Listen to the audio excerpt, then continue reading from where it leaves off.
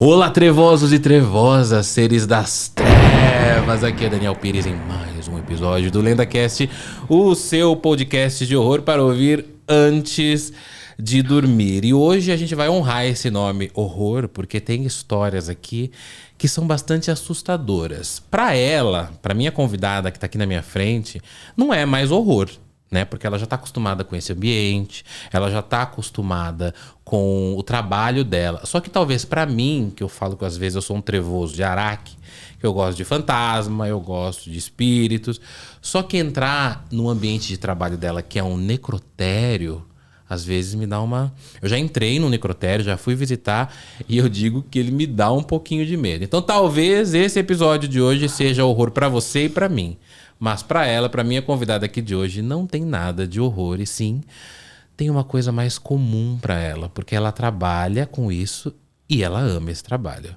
Josiane Oliveira! Obrigado, Josi, por ter vindo aqui. Que bom que deu certo, né? Sim, obrigada pelo Direto convite. do Rio? Direto do Rio de Janeiro. E que bom que a gente se encontrou, né? É um prazer estar aqui com você. Prazer é meu. Curto demais os seus vídeos e vamos lá. Ai, que falar bom, um pouquinho também. sobre tanatopraxia, pós-morte. Tirar um pouquinho esse estigma aí do pessoal. Pois é, eu falei no começo agora que para muitos esse ambiente, né, do necrotério, aquela coisa... se você já me perdoa, já peço perdão antes, até vocês em casa, para não me cancelarem, porque assim, eu não conheço, né, esse ambiente.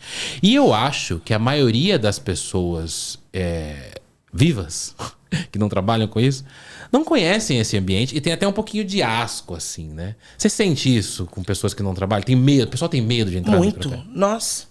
Comigo, então, quando eu falo no que eu trabalho, ai, Deus me livre. Não chega perto de mim, não aperta a minha mão. Existe isso? Muito. Não vai longe, né? Esses dias fui com os alunos no cemitério fazer uma visita. Sim. Vindo embora do caminho do cemitério para Agnos, né? Pro instituto ali, que é próximo, saindo do cemitério da Saudade. O que a gente levou de xingamento, disso, daquilo. Mas então, por quem xingou vocês? os alunos de branco, e era de macumbeiro pra baixo, e isso e aquilo Olha outro. a intolerância religiosa do povo. Exatamente, é tudo, né? Vira essa... E nem era, né? Não. Eram profissionais, né? E os meus alunos assim, assustadinhos, sabe? Com o olhinho arregalado. Isso até repercutiu bastante. Falei sobre isso esses dias em um vídeo.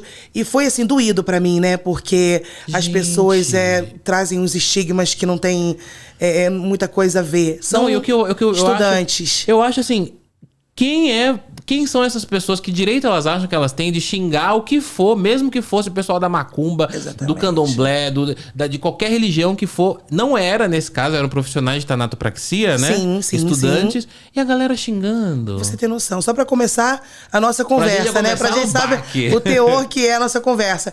Porque tem essa questão, né, espiritualizada, essa questão energética. Aí já caiu um negócio atrás de você. E eu nem te falo, deixa cair. Josi do céu. Já começou a acontecer coisas hoje desde o hotel, né? E aconteceu coisa no hotel que você tá aqui em São Paulo? a gente, sim, tava eu e a Odete se arrumando pra vir, né? A Odete é a dona do instituto, é minha sócia, minha amiga. E a gente se arrumando e eu ouvi, né, 3 toques na porta. Fui atender a porta, fui abrir a porta, a chave quebrou na minha mão na hora. Meu pai, e deu dentro aquela do coisa hotel? assim, tô presa, né? E aí liguei rápido pra recepção, falei, pelo amor de Deus, você tem a chave reserva? A moça, eu acho que eu tenho. Falei, não, você Como tem. assim você não? Você tem. Eu tenho que sair. E é uma chave que a gente, em momento nenhum, detectou que ela tava mole ou torta, nada. Simplesmente, eu vou pra Quebrou. abrir a porta e a chave quebra. Agora, se cair alguma coisa que Caiu não... atrás de você. Acontece, é Eu normal. Dizem Meu que pai. a gente foi numa loja há pouco tempo, né? Numa loja de artigos religiosos. E tava eu com a Odete sempre. E quando eu entrei, ele falou pra mim, o rapaz que tava atendendo, né? Tava todo paramentado, parece ser um babá, né? Um pai de santo. E ele falou assim pra mim, nossa, quantas pessoas tem junto com você? Ele não me conhecia, por Deus. Sabe? Então, as coisas gostosas da minha vida que acontecem sempre com alguém por perto. Pra ter testemunha, né? Eu nunca iria usar a minha profissão pra te inventar nada, sabe? Sim. E aí ele falou, nossa, como tem gente próximo a você, você não anda sozinha. E quando eu conversei com ele, que eu expliquei, ele falou assim pra mim, isso são pessoas que te agradecem, são energias que bom, né? que te agradecem o que você fez.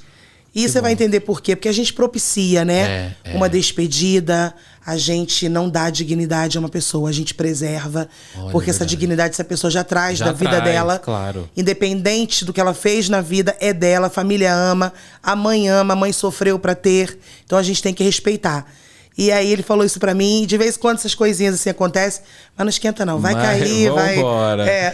Por isso que eu falo trevoso de Araque, porque acontece perto de mim. Tem que ver... Não, depois vendo, faz um cortezinho em seu olho, que você... O jeito que você me olhou, eu nem me mexo. Eu nem me mexo pra mim. Eu vi que você fez assim, não, normal. Normal. É normal mesmo. Pra você ver. Ô Josi, posso chamar de Josi, né? Pode, claro. Ô Josi, então você trabalha no Rio de Janeiro, né? Eu trabalho aqui em São Paulo. Você trabalha aqui em São Paulo? Sim. Moro no Rio de Janeiro e trabalho no Instituto Estanatopraxia Agnus Dei, aqui em Taboão da Serra.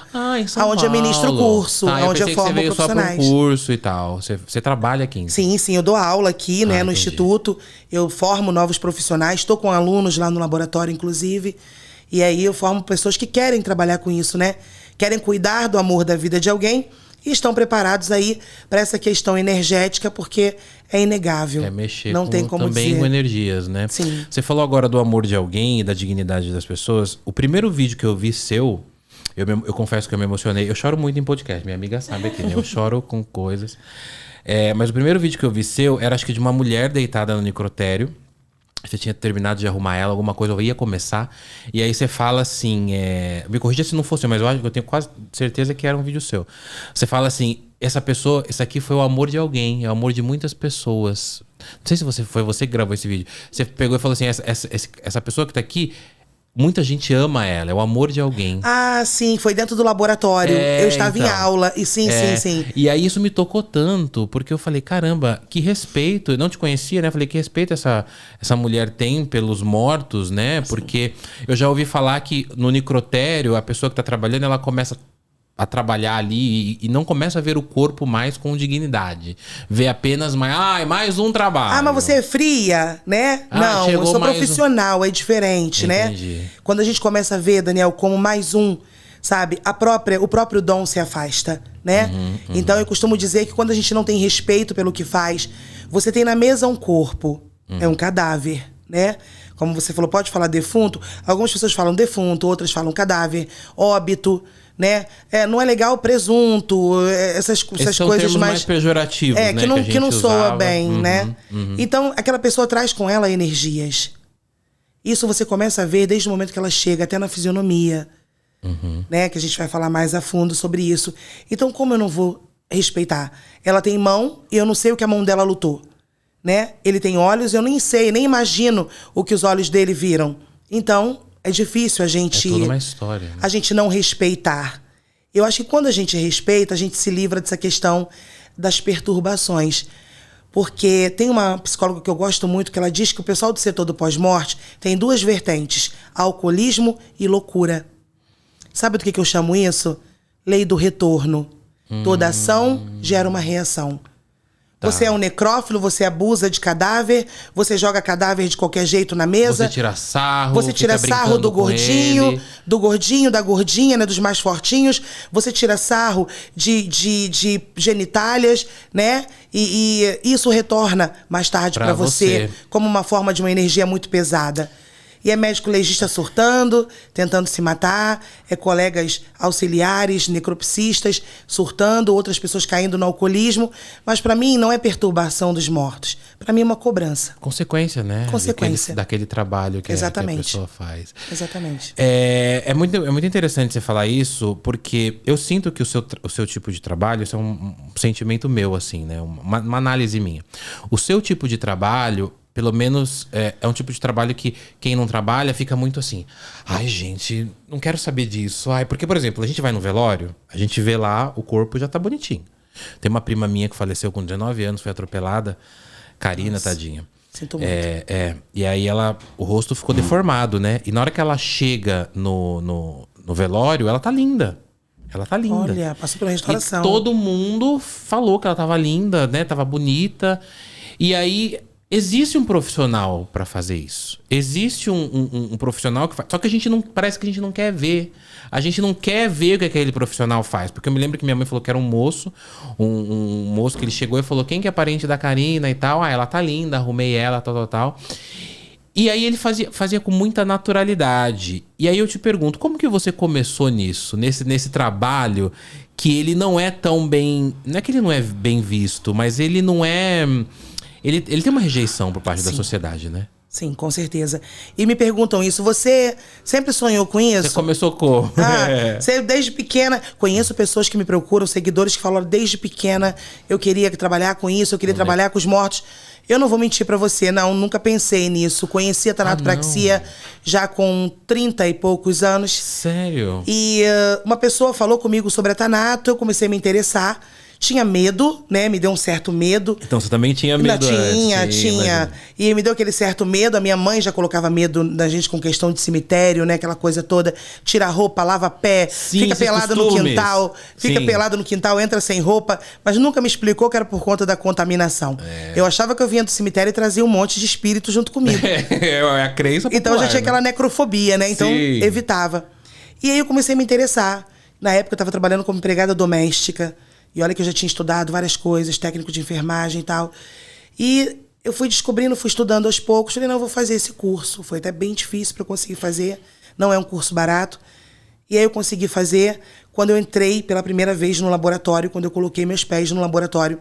A sensação que eu tive foi que eu tinha feito aquilo em outro tempo, em outra vida. Em outra vida? E, tipo uma experiência de vida passada. Sim. E a gente já recebeu pessoas, né, religiosas no laboratório que falaram pra mim, você sabe, teve um pai de santo que foi lá acompanhar o procedimento de um filho dele, né?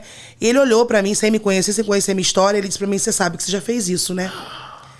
E eu falei, eu imagino que sim. Ele falou, não, você não imagina não, você já fez isso. Caramba. Isso é um reencontro. E eu sinto que é um reencontro, porque mesmo que eu estude demais, eu sei coisas que eu nunca estudei. Então eu acho que isso é um dom, né? Não deixa de ser um dom.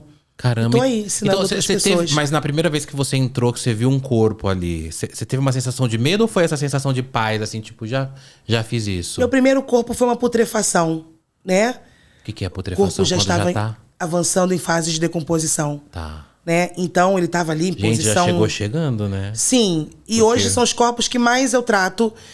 São os corpos que as pessoas mais têm dificuldade, né? Eu tive um agora que na frente dos meus alunos, eles vão assistir esse podcast, vão saber do que eu tô falando. Ele chegou pra gente de uma forma, sabe? Ele, tadinho, ele morava sozinho e ele faleceu e ele foi encontrado 5 dias depois. Ele chegou de uma forma, eu cheguei perto da urna, tava todo mundo, né, com aquela certa rejeição ali, porque o odor é muito forte. Imagina. Não consigo comparar com nada, né? É um odor que depois entranha, sabe? Cara, eu acho que eu nunca senti esse odor, sabia, Josi? Nunca sentiu? Eu acho que eu nunca senti. Não tenho nem noção. Igual você falou, não se compara. Eu ia perguntar, fede o quê? Carniça? Podre? Bicho morto, a pessoa pergunta, laranja, podre. Não tem o que te falar. Comparação. Eu não tenho Só o que sentindo, comparar. né, pra saber. Exatamente. Qual que é. E aí ele chegou, eu cheguei perto dele e falei, você quer velório de urna aberta? Você conversou com ele? Sim, meus alunos tudo do meu lado. Eu falei, você quer? Eu vou fazer uma coisa em você. Se você me responder, eu coloco você pra sua família olhar o seu rosto. E eu senti vontade de fazer isso naquele momento. Isso é uma coisa que impressionou bastante eles, né? E quando eu fiz um procedimento nele, na hora, a boquinha dele murchou, o rosto dele, os gases foram saindo, e os meus alunos, sem respirar, olharam pra mim e falei, agora pode botar ele na mesa que a gente vai tratar ele. E ele vai sair daqui vestido, dignamente, e vai sair tratado. Porque não são todas as pessoas que querem tratar. Por conta da contaminação, mas a gente tem os EPIs, a gente, né? Se coloca os EPIs ali, se equipa direitinho. EPI é equipamento de proteção. De proteção individual. E aí, tratamos ele saiu vestido de terno e gravata, e ele foi pra família para ser velado. Então a putrefação, desde o primeiro momento, é uma coisa que eu me identifico bastante. Não tenho nojo, não tenho problema nenhum em tratar a putrefação. Tenho resultados maravilhosos, converso com eles, né? Existe esse contato, isso que é uma pergunta muito interessante, porque uma vez eu li um texto na internet que falava isso, que quem trabalha com tanatopraxia tem essa conversa. Então você conversa com os mortos no começo, quando você lida, vai encostar neles, vai cuidar deles, você fala com eles. Primeira coisa que eu faço quando eu ponho a mão neles, quando eu ponho eles na mesa, é pedir licença. E aí a pessoa fala assim, eu acho que você vai entender bem, o pessoal de casa também, por que pedir licença? Eu aprendi assim, Daniel, sempre que a gente entra na casa das pessoas, a gente pede licença. Com certeza. Deus fala que o nosso corpo é um templo. É um templo. Se é um templo, é uma casa, né? Então, para eu adentrar, fazer um procedimento invasivo em uma pessoa, eu peço licença. Sabe, eu peço licença, a conversa, ela é muito peculiar ali, não é todos que a gente conversa, né? Tem procedimentos que a gente vai, faz, pede licença, faz a incisão. Não sei se você viu, eu lavo o cabelo com shampoo, eu passo creme. Eu amo isso que eu faço, porque eu sinto que eles, é como se a fisionomia, na maioria das vezes, se transformasse. Porque a fisionomia, a gente quebra muito ela na conversa, sim.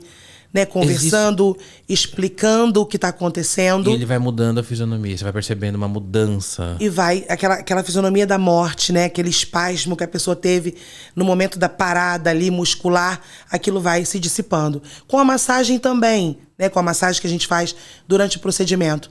Mas alguns, eu digo que chegam com carinha de poucos amigos e saem com carinha de poucos amigos, fechadinho.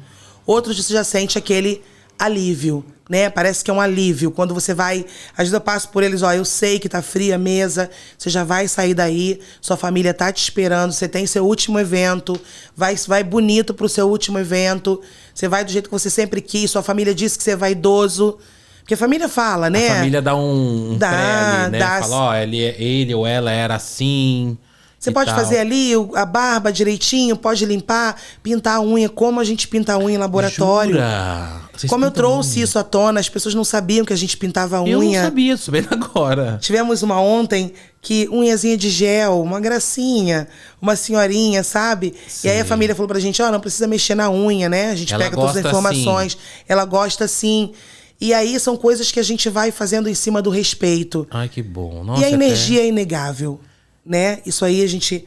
A energia entre você e o corpo, né? E aquela pessoa. E a energia, né? Que a morte traz pra gente, né? Entendo. Eu trouxe a Odete hoje, a gente viveu uma coisa dentro do laboratório. A Odete é sua sócia, pra quem não tá vendo. A Odete tá aqui atrás. Tá aqui nos bastidores tá com a gente. Nos bastidores. E eu sempre gostei muito de fazer procedimento com ela dentro do laboratório. Eu trabalhava sozinha no início da gente. E eu trabalhava sozinha no laboratório. Sozinha? Sim, sim. Eu já saí correndo algumas vezes do laboratório. Eu ia te perguntar isso. Teve medo em algum momento? Uma vez eu quase matei eles do coração, porque eu estava trabalhando, eu sempre trabalhei muito em silêncio.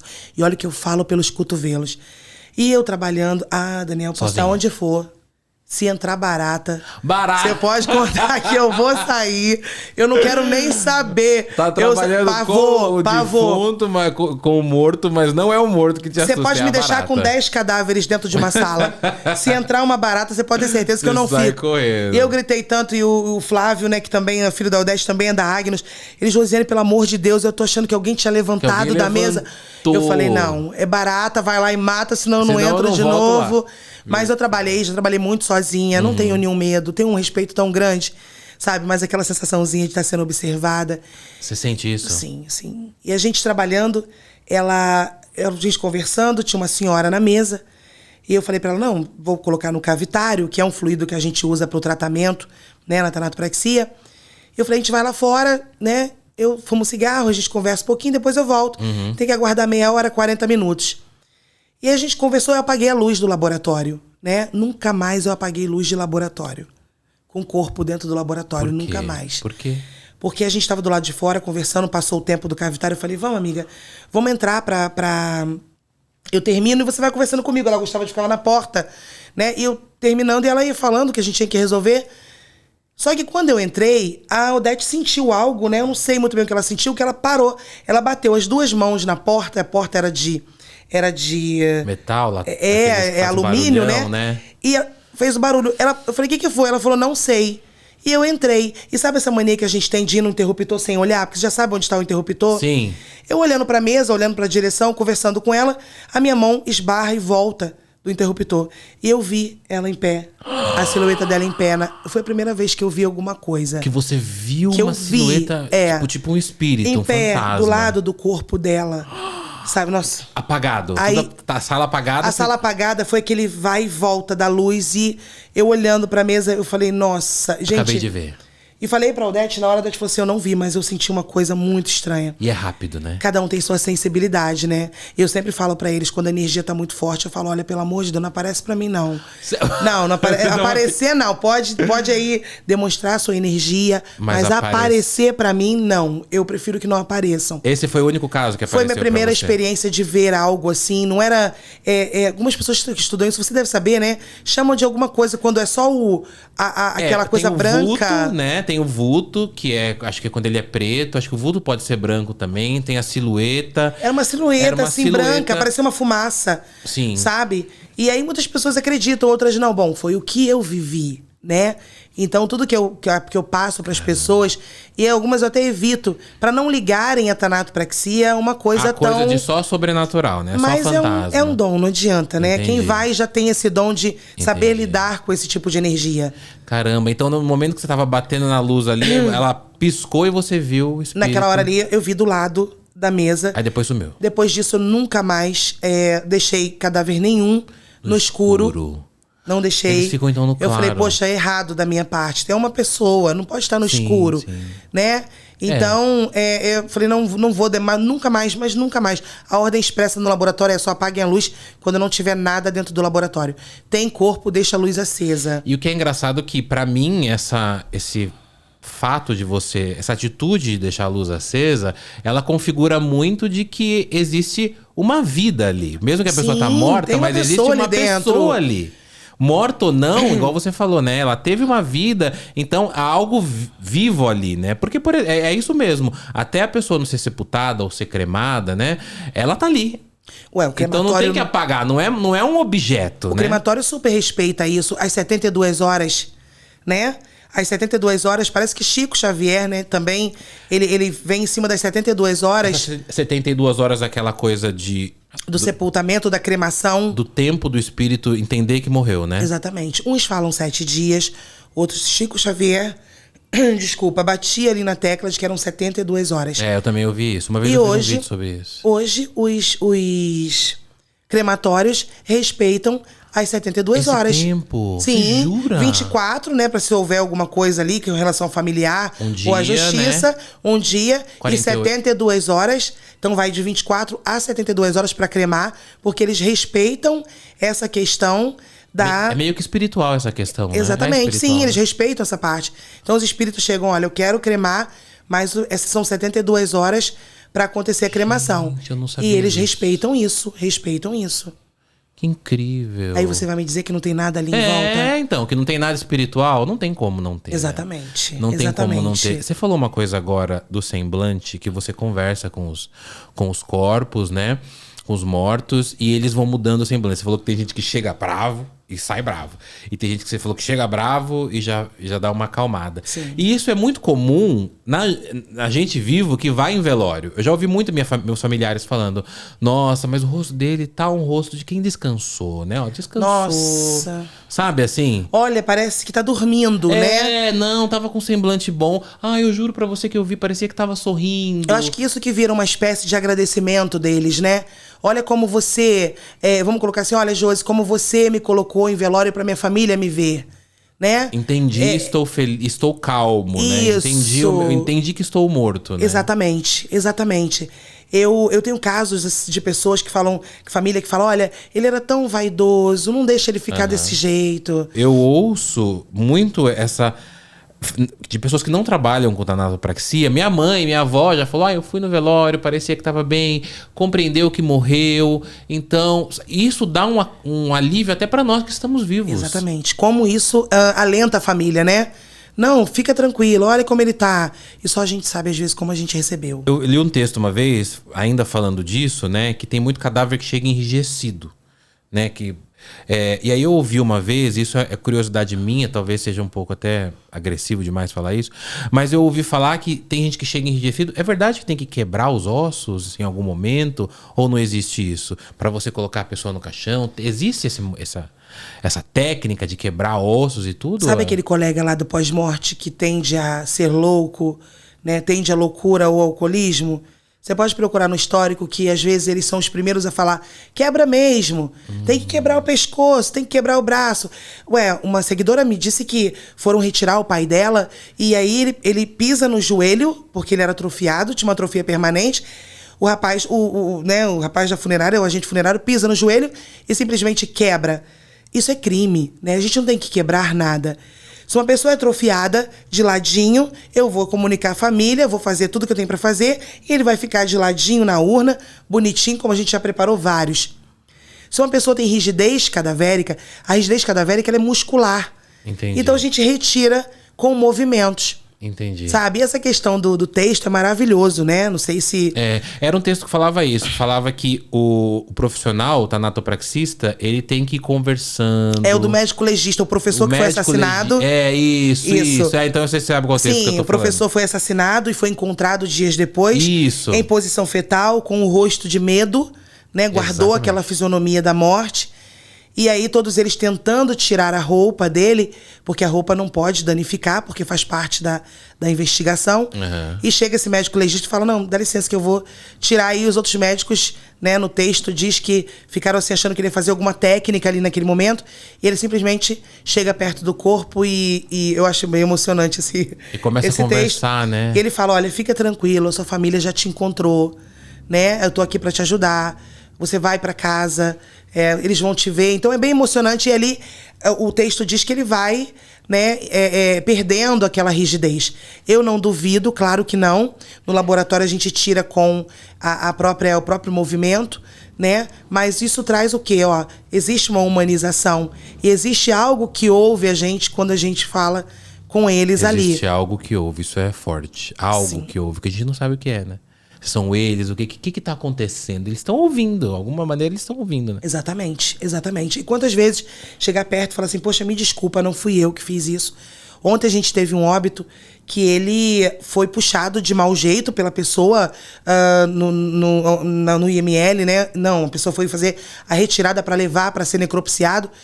E aí ele bateu a ponta do rosto na urna, né? Ou seja, puxaram de qualquer jeito e bateu. E machucou, e teve um corte, sabe? E aí, poxa, a família não entregou daquele jeito. Né? Eu cheguei perto dele e falei, olha, o senhor me desculpa, mas vai ficar bom, a gente vai dar um jeito. E aí o técnico que ficou de plantão mandou foto depois pra mim. Josi, olha como ficou. E aí ficou direitinho, maquiou, sabe? A família tinha ciência, mas talvez estivesse esperando chegar machucado. Sim, né? sim, Então sim. existe aquela energia ali naquele momento que a gente faz essa troca com muito respeito. Por isso que eu digo que um tanatório, né, um laboratório, não é local de brincadeira. Chama tanatório. Tanatório. A gente chama, uns chamam de clínica de tanatopraxia, laboratório de tanato ou tanatório. Tanatório, tá. E agora uma curiosidade mais técnica, a gente já volta pro sobrenatural, que o meu público ama isso e eu também. Mas uma coisa mais técnica, qual que é o procedimento? Então, por exemplo, a pessoa faleceu, né? Então uma pessoa faleceu. Como que vocês recebem a notícia? Vem de quem? Vem da funerária? Vem da família? Ó, tá chegando uma pessoa aí, tá chegando um corpo. Como é que é essa linha do tempo ali no seu trabalho? Então você chega pra trabalhar e já tem os corpos lá, ou eles vão chegando, como é que é? Sim, a clínica é 24 horas, né? Tá. Nós somos 24 horas, a gente trabalha para várias funerárias. Ah, entendi. Então nem sempre a gente tem contato com os familiares. Tudo então que o contato vem não é com vocês muitas vezes. Nem tá. sempre. Muitas das vezes tem familiar que quer ir até lá, que fica preocupadinho, né? Onde tá, com quem tá, na mão de quem tá. Entendi. Quantos familiares falam pra gente, olha, não deixa nu, não deixa ela nu, porque não deixa ele nu porque ele nunca ficou nu nem na frente da minha mãe. Entendi. Sabe? Então você vê todo aquele respeito, a Aquele gente se cuidado preocupa ali mesmo no pós-morte. em tampar, né? As partes íntimas, mas quem traz pra gente são as funerárias. Tá. E trazem ali todas as informações. Ó, é pra fazer a barba, não é pra fazer barba. Aí tem aquela barba que eu olho e falo, quando a gente fala, né, que o corpo fala. Então, quando a gente tá ali trabalhando, tá entregue no que a gente tá fazendo, você olha pra aquela barba ali, não, essa barba aqui eu não vou mexer. A minha não, olha, não mexam na... Uma barba assim, manda eu tirar, o que eu vou fazer? Não, peraí, tá errado. Não, essa aqui não tira. Eu amo minha barba. Pode, de repente, chegar um familiar que não gosta de você, alguma coisa, E mandar chega pra tirar. gente funerário. Já aconteceu isso? Ué, sim. Já aconteceu do senhor ser conhecido como Bigode. E cadê o bigode dele? Sabe? E isso configura em crime, processo, né? Com certeza. Você desfigurou ali, você tirou a fisionomia daquela pessoa, aquele bigode estava ali há mais de 50 anos e a pessoa era conhecida como bigode, chega lá, ninguém reconhece. Gente, olha, eu vi um caso, você falou isso da barba, me tocou muito, que eu vi em um outro corte, em um outro podcast que você foi. Porque assim, eu sempre usei barba. Se me tirar minha barba, assim, eu vou assombrar a pessoa pra exatamente. sempre. Eu vou assombrar você. Tudo que eu não quero é assombração na minha vida. Pelo amor... Não arranque. Mas é uma falta de respeito, porque quem escolhe como quer ficar, no meu pensar, é a pessoa. Sou eu que escolho o que eu quero barba. Você escolhe a sua cor de cabelo, você escolhe a sua cor de batom, o seu brinco. Sim. Então, nada mais justo, no meu ver, quando a pessoa falecer, ela ficar manter... Então, alguém familiar vem falar, o Daniel gostava de barba, não tira, gostava de cabelo assim, não... Entendeu? Mas já aconteceu, por exemplo, da família chegar e falar, não, pode tirar isso aí que eu não quero, sempre achei feio. É doído, mas acontece, né? Foi o caso que eu já comentei sobre isso, mas vale falar, né, da moça que era transgênero, se é assim que fala, né? Transexual. Isso, transexual. E a família simplesmente mandou um terno e uma gravata. E aí ela estava debilitada, ela estava internada, a barbinha deve ter crescido, né? E eles ainda mandaram fazer um cavanhaque. Isso saiu na mídia, isso foi, motivo de revolta. Não deixaram Acho que era Lana o nome dela, se não me engano.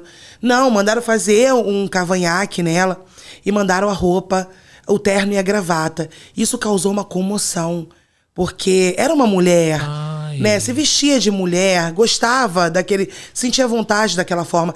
Você imagina eu vou mais além, imagina esse espírito. Que paz que tem.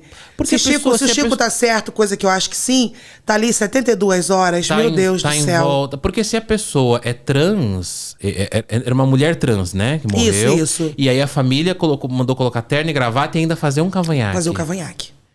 Gente, Josi. E aí a pessoa falou assim, mas Josi, se fosse com você não pode fazer. Não, eu não posso ir contra a família. Sabe? Por mais que eu olhe pra ela ali... Não, eu nunca faço nada porque eu acho que eu tenho que fazer. Entendi. Se a família diz não passa batom, nunca usou batom, não passo batom. Entendi. Então eu nunca faço nada que eu acho. Eu trabalho em cima das informações que a família manda. E nesse caso, você colocou terno e fez cavanhaque? Não foi meu esse corpo. Não foi seu. Não. Tá. Se eu não me engano, foi em Maceió. Tá na internet, depois eu vou te mandar o link. Tá. E foi uma coisa assim que causou comoção. Mas já tivemos casos de mulheres trans que, né, a gente viu o seio e tudo, e a roupa masculina. E aí a família que pede, né? E eu não posso nem falar nada, né? Porque a família vai vir falar pra mim, por que você tá se metendo nisso? Olha que coisa difícil. É muito difícil. Né? E os amigos que chegavam, que nesse velório, desse caso que foi notório, que foi pra mídia, todo mundo estranhou muito. Cadê ela? Tá de cavanhaque, ela é uma mulher, né? Considerada uma mulher, gostava de se sentir assim. Então, ela né? É uma mulher, né? E aí a família simplesmente... E só tinha um pai e um irmão. A reportagem diz, só tinha o pai e o irmão totalmente responsáveis pelo corpo. Totalmente. Quando é morte acidental, violenta ou suspeita, o corpo é do Estado. Fora isso, é da família. Entendi. Então, quando eles viram, quando os amigos viram dentro da urna, nossa... Eu imagino, fora a comoção, deve provavelmente ter tido uma revolta. Eu fiz há pouco tempo de um rapaz, né? Foi com a calça jeans bonitinho, a blusa da Joelma, do Calypso, batonzinho, blush, mas você precisava ver a fisionomia que ele saiu de dentro do laboratório. Parece aquela coisa assim, muito obrigada. Que bom. Sabe? Pra eu não criar gatilho, pra eles não virem comigo, eu falo, vai com Deus, sua família tá te esperando, termina aqui o meu trabalho, agora segue pra sua última morada. Que bom. Assim vai. Ô Josi, você contando assim, é nítido no seu falar um amor pela profissão e muito mais um respeito imenso pelos corpos, né? É até emocionante, assim, porque a gente não para pra pensar nisso. A morte na sociedade, ela causa medo, né? Ela causa estranheza. Ela é muito triste, a morte, né? A gente tem esse símbolo do velório. Ela é muito triste, mas eu, por exemplo, fui criado numa família que minha avó no interior, ela me levava pros velórios quando eu era pequeno. A gente ia na feira, ela falava, vamos ver quem morreu. Aí a gente passa, sempre assim, né? Sabe, interior? A gente Sim, ela sim. passava e ela conhecia todo mundo da cidade, tomava café. Nossa, que novo, que não sei o quê. E eu me lembro de um caso lá em Avaré, no interior de São Paulo, inclusive tô indo pra lá, minha avó é viva ainda, que ela me levou num velório do moço, e o moço tinha 28 anos, um moço bonito, de barba, só que ele brigou, teve uma briga, e ele levou uma facada no pescoço, e quase decepou a cabeça, né? E ele tava com o monte de esparadrapo aqui e tal. E aí eu via um sanguinho aparecendo. É comum isso, de pessoas serem sepultadas hoje em dia, né? Porque faz tempo isso. Mas ainda é comum isso de pessoas serem sepultadas com curativos, com grandes coisas? Ou não? O caixão já é lacrado nesses casos? Tem casos que a gente consegue, que vai pro laboratório e a gente consegue suturar, fazer de uma forma mais estética. Tá, porque que o que não fique acontece, tão aparente. o que acontece com a morte é aquela coisa da... A gente entrava no velório e era aquele tufo de algodão pro lado de fora da boca. Os algodões. A boca aberta. Sim. Aquele tufo de algodão no nariz. Então você olhava, trazia aquela coisa meio Zé do Caixão, Sim, lembra? não, total. Gente, olha, você falou uma coisa que me deu gatilho de lembrar. Era isso os velórios. Você só via aquele... Você olhava assim, ó, por baixo. Dava medo. Algodão Ai, enfiado. eu tô rindo, mas tô preocupada. Não é? Eu peguei uma situação dessa aqui em São Paulo, de um local que tamponou uma moça e a família me chamou, né? Ligou lá no laboratório, ela não fez tanato. Ela foi direto pro cemitério, ligou lá, você pode vir aqui, pode tamponar. Eu falei, não, eu vou, peguei a maleta. Quando eu cheguei lá, ela tinha 2 tufos de algodão pro lado de fora.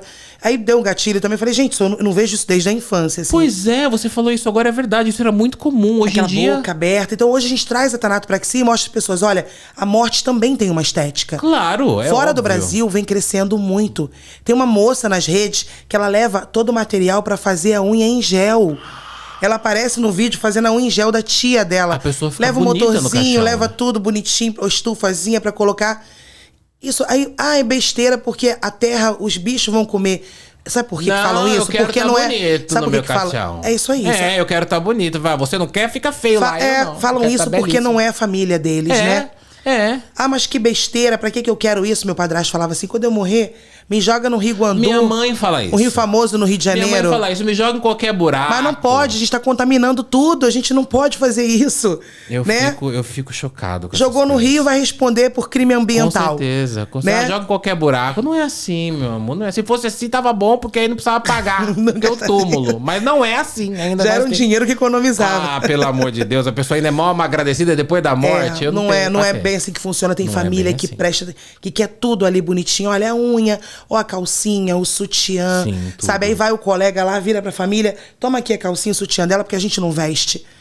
Aí a pessoa, tem uma seguidora minha, que se eu pudesse desenterrar essa mulher, fazer algo pra exumar essa mulher... Peraí, a sua seguidora morreu? Não, a mãe dela. Ah, tá. Se eu pudesse Que susto. fazer algo pela mãe dela, porque ela simplesmente falou pra mim, Josi, eu não tenho paz. A minha paz acabou porque o agente funerário devolveu o sutiã e a calcinha da minha mãe. Minha mãe foi enterrada sem calcinha e sem sutiã. A minha mãe nunca ficou sem calcinha usar. e sem sutiã. E a pessoa acaba com a memória de uma família. Essa pessoa vai ter uma depressão, alguma coisa parecida, porque acabou a memória, Daniel. O que você vai guardar? Sabe? Pois é, o velório ali é o último momento. Sim. Já é triste olhar a pessoa no caixão. Mas que esteja no caixão, que ela esteja bem cuidada, bem aparente, como a gente é acostumado a ver, com o caixão, com as flores e tudo mais. Agora, uma pessoa tá no caixão, a família sabe a simbologia. Essa filha sabia que ela não usava, ela nunca deixou de usar calcinha e sutiã. E o cara vem e devolve, Toma aqui, ó, a gente não veste. Mas como assim não veste? Sabe, como assim não veste? Como eu não vou vestir uma pessoa? Já teve casos eu falo que isso aí é uma coisa sobrenatural para algumas coisas. Do nada, o fundo da urna abrir e cair lá. E o rapaz conta, né, que o fundo da urna da mãe dele abriu. Ela caiu nua no chão.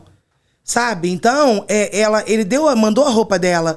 Não ia E por abrir. que não vestiram, não ia né? abrir a urna, né? Ele só viu o rostinho pelo visor. Então colocaram flores e não vestiram a roupa dela. E o fundo da urna solta e ela cai nua no chão. E ele falou claramente, eu nunca mais vou esquecer essa cena.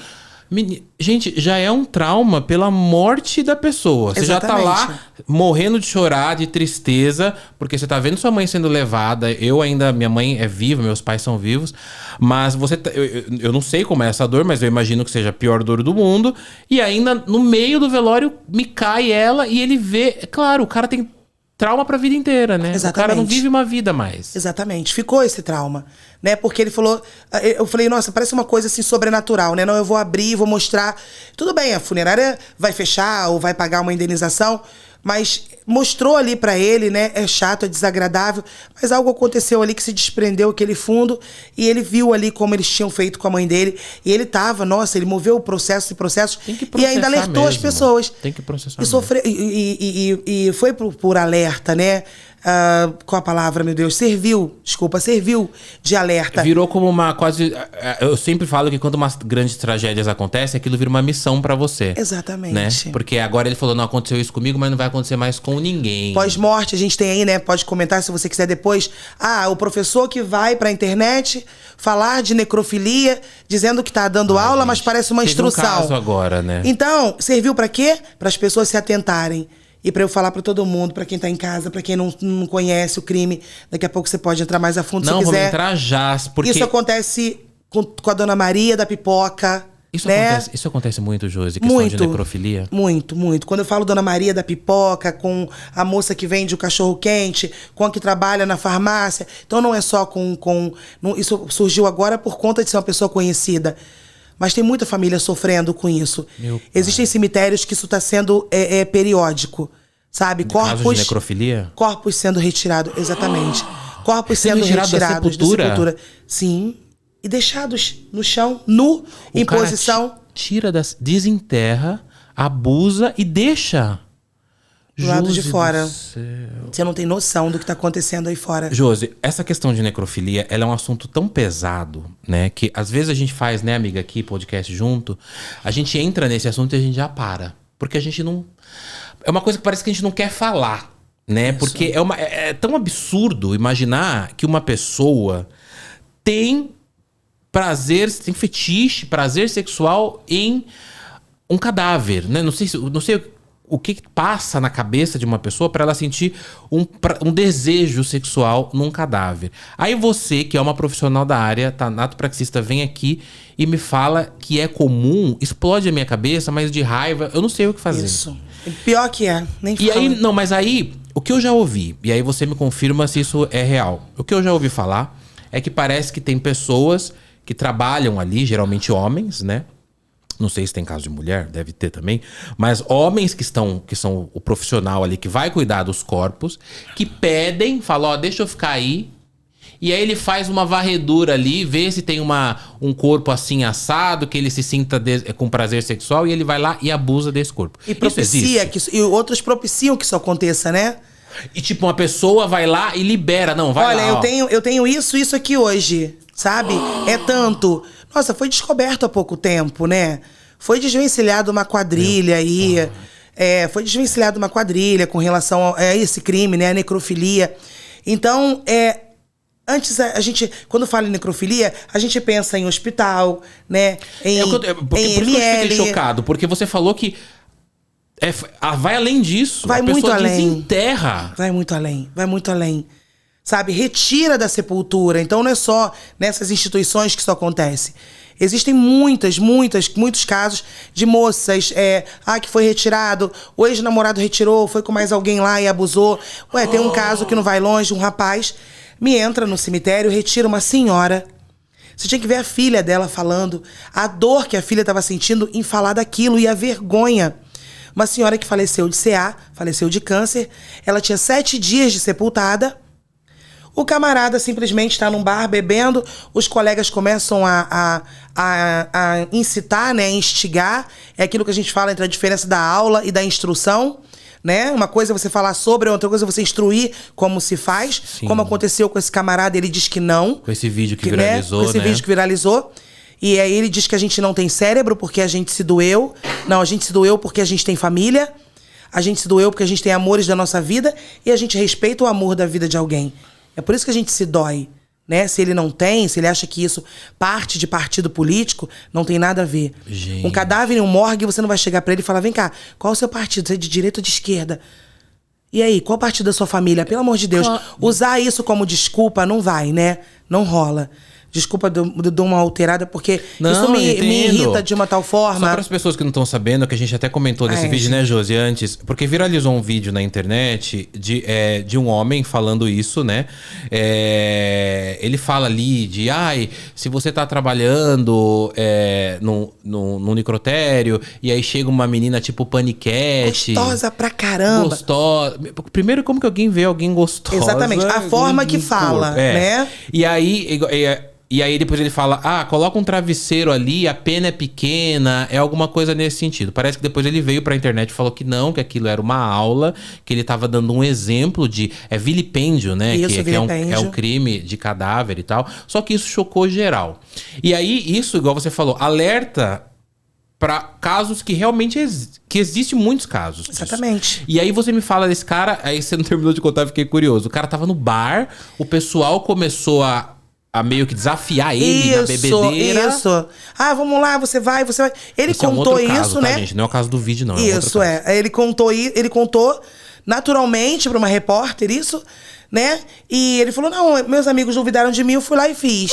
Ele contou pra repórter? Aí você fez o quê? Eu beijei ela, eu fiz isso, eu falei...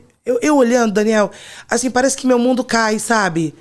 Parece dá um desânimo, assim, você não tô escutando uma coisa dessa. É isso que eu tô... E o dono do bar disse que ele foi com esses caras pra lá. Foi com mais de um? Quando ele voltou com um cheiro insuportável. Ele manteve relação, né? Ai, Josi, eu não sei o que pensa. Com uma pessoa que tinha 7 dias, já estava em estado de putrefação. Nós sabemos que é bom alertar para todo mundo saber, né? Para quem curte ou para as pessoas que estão aprendendo o que é necrofilia, que horas depois da morte já começa uma proliferação de bactérias e um subproduto chamado putrescina e cadaverina. A cadaverina é comedora de carne. Tá? Vai lá, então, fazer... Já tivemos casos, Daniel, vou te falar uma coisa que é pior ainda. Nem sei se eu devo falar, mas... Agora vai falar. Já tivemos casos aí de mulheres que tiveram uma certa infecção, né? Nas partes íntimas. E aí começa uma ferida que começa a tomar conta. E na anamnese, e tenta um remédio, tenta outro. Na anamnese, descobrem que o marido trabalha no ramo do pós-morte e que tinha relação sexual com cadáveres, que praticava necrofilia e levou a cadaverina pra esposa. E é uma amina, né? A gente chama ela de bactéria para ficar bem prático, comedora de carne, cancerígena, aonde ela aloja, ela faz totalmente a destruição daquele órgão. E um camarada desse está exposto a isso e mesmo assim ele tá lá fazendo essa atrocidade, um crime hediondo, uma monstruosidade contra uma pessoa que não pode se defender. Ou seja, o cara trabalha como tanato, faz sexo com o cadáver e ainda vai lá e faz sexo com a esposa viva dele e leva a doença pra ela. Exatamente. Então tem muitos casos. Tanato, praxistas, agentes funerários. É claro, gente, nem todo mundo é igual. A gente não pode julgar. O justo não pode pagar pelo pecador. Não, claro. Gente ruim existe em qualquer profissão. Mas é a verdade do que a gente vive. Me embrulha o estômago imaginar que exista um caso desse. Falar assim, tem só um no mundo. Existe muitos. Já vai me chocar. Agora você vem aqui e me fala que existem muitos casos e ainda existem os facilitadores. Exatamente. Que é aquela pessoa que fala assim, não, eu não transo com cadáver, mas se você quiser eu libero, vai lá, fica 2 horinhas lá. Porque nada é de graça, cobra né? ainda. Fotos, vídeos. Por que a gente tem uma atenção redobrada? Por que os meus cadáveres não ficam com a genitália à mostra? Porque eu não sei quem tá entrando. Eu recebo vários profissionais. Todo mundo, no Brasil inteiro, a gente recebe. Isso fica de alerta para os profissionais do pós-morte. Preservem o cadáver de vocês. Sim. Eles estão na mesa, eles não podem se defender. Eles não podem levantar e falar assim, me dá um lençol, eu quero me cobrir, eu tô aqui exposta. Entra alguém com o telefone na mão, meus alunos são proibidos de entrar com o telefone no laboratório. Deus me livre, alguém entra com o telefone na mão ali. Isso é ótimo, não tem que entrar com o telefone. E fotografa mesmo. aquilo ali, e isso vai pra internet, vende pra esses sites aí, que tem sites especializados nisso. De necrofilia, gente. Então é bem complicado essa questão. E você imagina o lado sobrenatural. Você imagina o lado sobrenatural. Nosso amigo Chico Xavier não diz pra gente, mais uma vez falando, 72 horas. Você imagina o lado sobrenatural. Imagina o espírito, né? Pra quem acredita, o espírito daquele corpo vendo aquilo ali, não podendo fazer nada. Será que nem assim as mulheres têm paz, né? Quando o camarada do vídeo que viralizou, ele cita uma paniquete. Por quê? Porque é uma mulher bonita, né? Elas são muito bonitas e tudo. Então, uma mulher bonita morre e ela é violentada. E é legal isso, né? Como fica essa evolução espiritual e essa família que tem que sepultar 2 vezes a mesma pessoa? Sepultar 2 vezes, isso é muito forte, cara. Porque vai pro IML. Né? Vai pro IML. E aí retorna pro IML, passa pelo exame da necrópsia, depois vai ter outro sepultamento. E a família olhando para aquela pessoa. De novo, sabendo né? que ela foi violentada. A pessoa já tá morta. A pessoa já tá morta. Agora eu me pergunto, isso é uma dúvida que eu acho que a gente não vai conseguir esclarecer. Será que uma pessoa dessa não tem doencinha psiquiátrica? Ou será que é só um criminoso mesmo, psicopata louco? Eu acho que talvez muitos quando são descobertos, dão uma de maluco pra viver, né? Como a gente fala, minha mãe fala, a gente fala no Rio. Não ir preso e pra... Tá dando uma de maluco pra viver. Porque a maioria leva uma vida normal. Não rasga dinheiro. O Daniel, maluco pra mim, né? Que tenha... Quando a gente fala maluco, claro, eu tô falando de pessoas que se fingem de loucos, né? Aquele maluco... que tenta dar uma saída pela culatra, né? Não é o doente psiquiátrica, que é outra coisa. Exatamente. Sim. Doença psiquiátrica é uma outra coisa. A maioria dessas pessoas tem uma vida normal. Sabe? Não dão indício nenhuma. Quando são pegos, dão uma de louco. Quer dar uma de maluco pra viver? Não tem como. Né? Então são coisas que a gente vê acontecendo de pessoas... Nossa, nunca você vê faria, na sociedade, né? Você nunca falaria, né? E aí no cemitério fica muito mais fácil. Por quê? Porque a instituição agora ela tem mais fiscalização, né? Nosso laboratório de tanatopraxia, por exemplo, nós temos câmeras onde a gente acompanha tudo o que acontece. Importante. Né? E aí eles vão pra onde? Pro cemitério, que não existe nenhum tipo de segurança. Então, mas isso que eu ia te perguntar, não tem uma vigilância? Porque pro cara desenterrar, ele precisa de uma picareta, ele precisa de um negócio fazer um barulho. Eles vão muito é pior do que isso. Eles vão muito em gavetas. Que é só puxar, que é só abrir, que é só retirar a gaveta é só tirar a tampa, a né? tampa. E não pode nem falar isso. Daqui a pouco ele vai falar que a gente está ensinando também como abrir um túmulo. Mas é o crime que existe, né? Né? Porque uma coisa é a gente falar sobre, outra coisa é a gente satirizar sobre isso, né? Como o colega que viralizou satirizou. Era só uma aula. Então, mas assim, eles tiram dessas gavetas, né? Tiram essas tampas e fazem isso e deixam lá. Simplesmente deixam lá no chão. Você falou de uma senhora, agora eu lembrei de uma notícia que eu vi, eu não vou lembrar onde era, porque eu também vi, mas era de necrofilia. Mas eu lembro que acho que a filha dessa mulher que morreu, falando pro repórter, ele fala assim, eu percebi que ele tava enterrando ela muito raso. E depois ele volta lá e abusa dela. Então talvez, né, Josi, aí é uma coisa que pode acontecer, eu vou até achar essa notícia, talvez o cara já fica pensando antes, ele já trama tudo ali. Porque se o sepultador, ele, não todos, claro, mas se o cara já tem essas ideias loucas na cabeça dele, e ele... já deve tramar antes, não vou enterrar essa daqui bem, não vou enterrar muito fundo, não vou fechar direito, porque é só voltar aqui à noite e praticar o crime. Tem uma que tá aí, né? No YouTube, quando você coloca lá, vai aparecer vários vídeos relacionados, reportagens, onde mostra de longe onde está o corpo e onde ele estava sepultado e onde ele foi encontrado. A posição que ele foi encontrado, né? E tem um de uma mocinha, que ela era doentinha, né? E faleceu e eles desenterraram ela e abusaram dela. Isso e ela era virgem. E abusaram. Eu senti que o podcast ficou um pouco pesado nesse sentido, porque, cara, é uma coisa que a gente tem que falar, principalmente porque você é uma profissional dessa área. A gente sabe que existe, mas meio que a gente maqueia a realidade, assim, né? A gente não quer falar, é uma coisa tão absurda, então, mas infelizmente isso existe. Mas você falou uma coisa agora, que é proibido entrar com celular como é que era? Laboratório, no tanatório, né? No tanatório, né? Adorei esse nome, tanatório. É proibido entrar com celular. E isso já aconteceu com famosos. Não sei se você lembra da época do Cristiano Araújo, que é aquele sertanejo, quando ele faleceu. Você lembra que a profissional, a mulher, gravou o corpo dele? E o corpo dele, o vídeo viralizou. Eu lembro que, gente, isso foi uma coisa tão absurda, que eu me lembro que isso foi parar no YouTube. Nossa, a pessoa gravou, a profissional gravou, e ela abria essa parte do tórax dele, assim, e ele morto, assim, abrindo e mostrando e tal. E a pessoa gravando. E as partes íntimas aparecendo. Não, tudo, assim. E aí o vídeo ficou, a galera ficou compartilhando. Isso é muito comum também acontecer em necrotérios, assim, tudo bem que você falou que no seu tem essa segurança, mas isso deve acontecer à torta e à direito pelo Brasilzão afora, que a pessoa gravar, olha aí o vídeo, olha aqui, olha as vísceras. Ó o famoso. Ô, Daniel, não vai longe, tem instrutores aí, pessoas que se dizem instrutores de tanatopraxia, que gravam, mostram tatuagem, a tatuagem é a identificação de uma pessoa. Sabe pra que isso? Pra ganhar seguidor. Sabe? Pra chamar atenção. E tá cometendo um crime, sabe disso, se diz uma pessoa que ensina. Então, acontece. Só que o Cristiano Araújo foi notório. Esse que tirou foto do lado do Maradona também, né? Que ele tirou um selfie ali do lado e tal. Ele trabalhava na funerária, foi mandado embora, respondeu o processo. E do Cristiano Araújo, o pessoal de casa pensa muito que foi no IML. Não foi.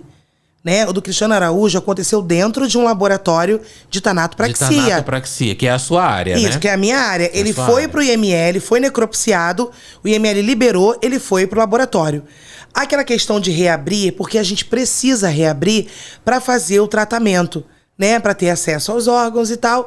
Só que só quando vem do IML. Enfim, corpos que vêm do hospital, vem fechado, fica fechadinho. Eles reabriram para fazer o tratamento e aí resolveram ser estrelas da internet, né? E gravaram. Meu pai. E aquilo detonou com a nossa profissão. Sim. Né? Porque até hoje, quando você fala, muitos lugares que eu chego, eu falo, eu sou tanatopraxista. Imagino. Você é aquelas pessoas que ficam filmando. Nossa, que grava gente. A pessoa ali. Não é, gente. Não é uma pessoa irresponsável que foi lá e fez, acaba todo com Exatamente. Um trabalho sério, né? Exatamente. É como o pessoal de ML, o pessoal de funerária, de tanatopraxia. Tem gente maravilhosa. Sim. Mas aí vai lá, um ou dois faz uma, sabe, uma coisa horrível, uma M imensa, e a gente paga por isso. Né? E eu tenho um carinho tão grande pela minha profissão que isso me dói. De verdade mesmo. Se me dói, eu que não trabalho na área, a gente fica revoltado, imagina você, né? Eu acho que o pós-morte, ele agradece muito a pessoas como você, que trazem esse assunto, que a gente pode falar sobre isso. Hoje eu recebi duas mensagens no Instagram de duas pessoas. Uma falou pra mim, você me livrou da morte. Eu ia me matar, eu tinha medo da morte, agora eu não tenho, eu quero fazer curso com você. Ai, eu até postei isso no meu status. O outro foi que ela disse que ela tem toque, né? E ela tem toque, e ela vendo os meus vídeos, ela começou a se curar do toque, a melhorar do toque. Que ela tinha um toque com morte, ela achava que ela ia morrer. Toda hora. Toda hora. E eu passei um áudio pra ela chorando tanto, sabe? Ela me respondeu, ai, Josi, também tô emocionada ouvindo seu áudio. Falei, nossa, você não sabe como você melhorou meu dia. Em saber que eu trago o pós-morte dessa forma, né? Tiro esse medo das pessoas. E você sabe que você falou agora dessa coisa da pessoa que estava pensando em tirar a própria vida. Você me falou, numa conversa anterior nos bastidores, que o semblante dos suicidas, das pessoas que tiram a própria vida, vamos tentar não falar a palavra suicida, porque o YouTube tira, mas de pessoas que tiram a própria vida, o semblante deles é um semblante diferenciado? Na maioria das vezes, sim, na grande maioria, né? Um semblante fechado, mas aí não é só semblante, Daniel, aí a gente precisa entrar nessa questão energética. Né? São corpos que a gente literalmente passa mal. Sabe? Você, como profissional, é como se fosse como muitos deles trazem um peso, como se fosse um peso. Eu me lembro que eu fiz um rapaz que ele se jogou daqui da ponte do Rio Tietê. Era uma ponte conhecida na época. Mas é conhecida ainda, o Rio Tietê. E ele se jogou daquela ponte e tudo. E eu olhei pra ele, sabe, bonito, forte, né, novo. E a fisionomia dele estava tão fechada, e tudo que a gente tentava fazer naquele corpo, o corpo não aceitava. Não adiantava.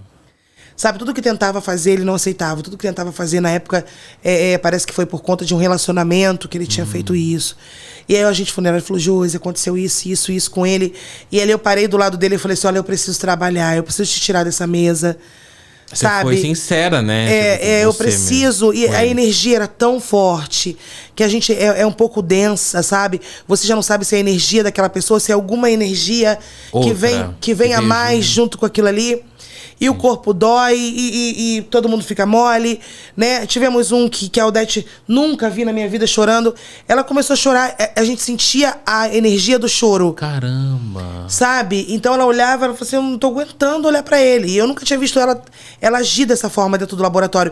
Eu fiquei, você lembra disso? E era um suicida. Eu tô até emocionada. Eu fiquei olhando pra ela, eu falei... Era um suicida. Era um suicida. E ela falou, eu não sei, amiga, eu não consigo olhar pra ele, eu tô com vontade de chorar. E chorou, e eu chorei. A gente ficou com aquela sensação do choro. Da como dor, se aquilo tivesse né? vindo com aquela pessoa. Aquela dor veio junto com aquela pessoa. Eu imagino. E se você soubesse como as famílias ficam? Não, arrasadas, né? Quando alguém tira a própria vida... Na verdade, quando alguém morre, de qualquer maneira. Exatamente. A Mas família quando... morre junto. Mas quando a pessoa tira, um monte de gente morre junto. Teve um que ele tava vendo televisão com a mãe dele, ele levantou, foi bebeu água, passou por trás do sofá, na varanda, lá embaixo. E ela mandou pra mim, pelo amor de Deus, eu preciso ver ele, eu preciso, né, que ela queria vê-lo, que ela queria ver.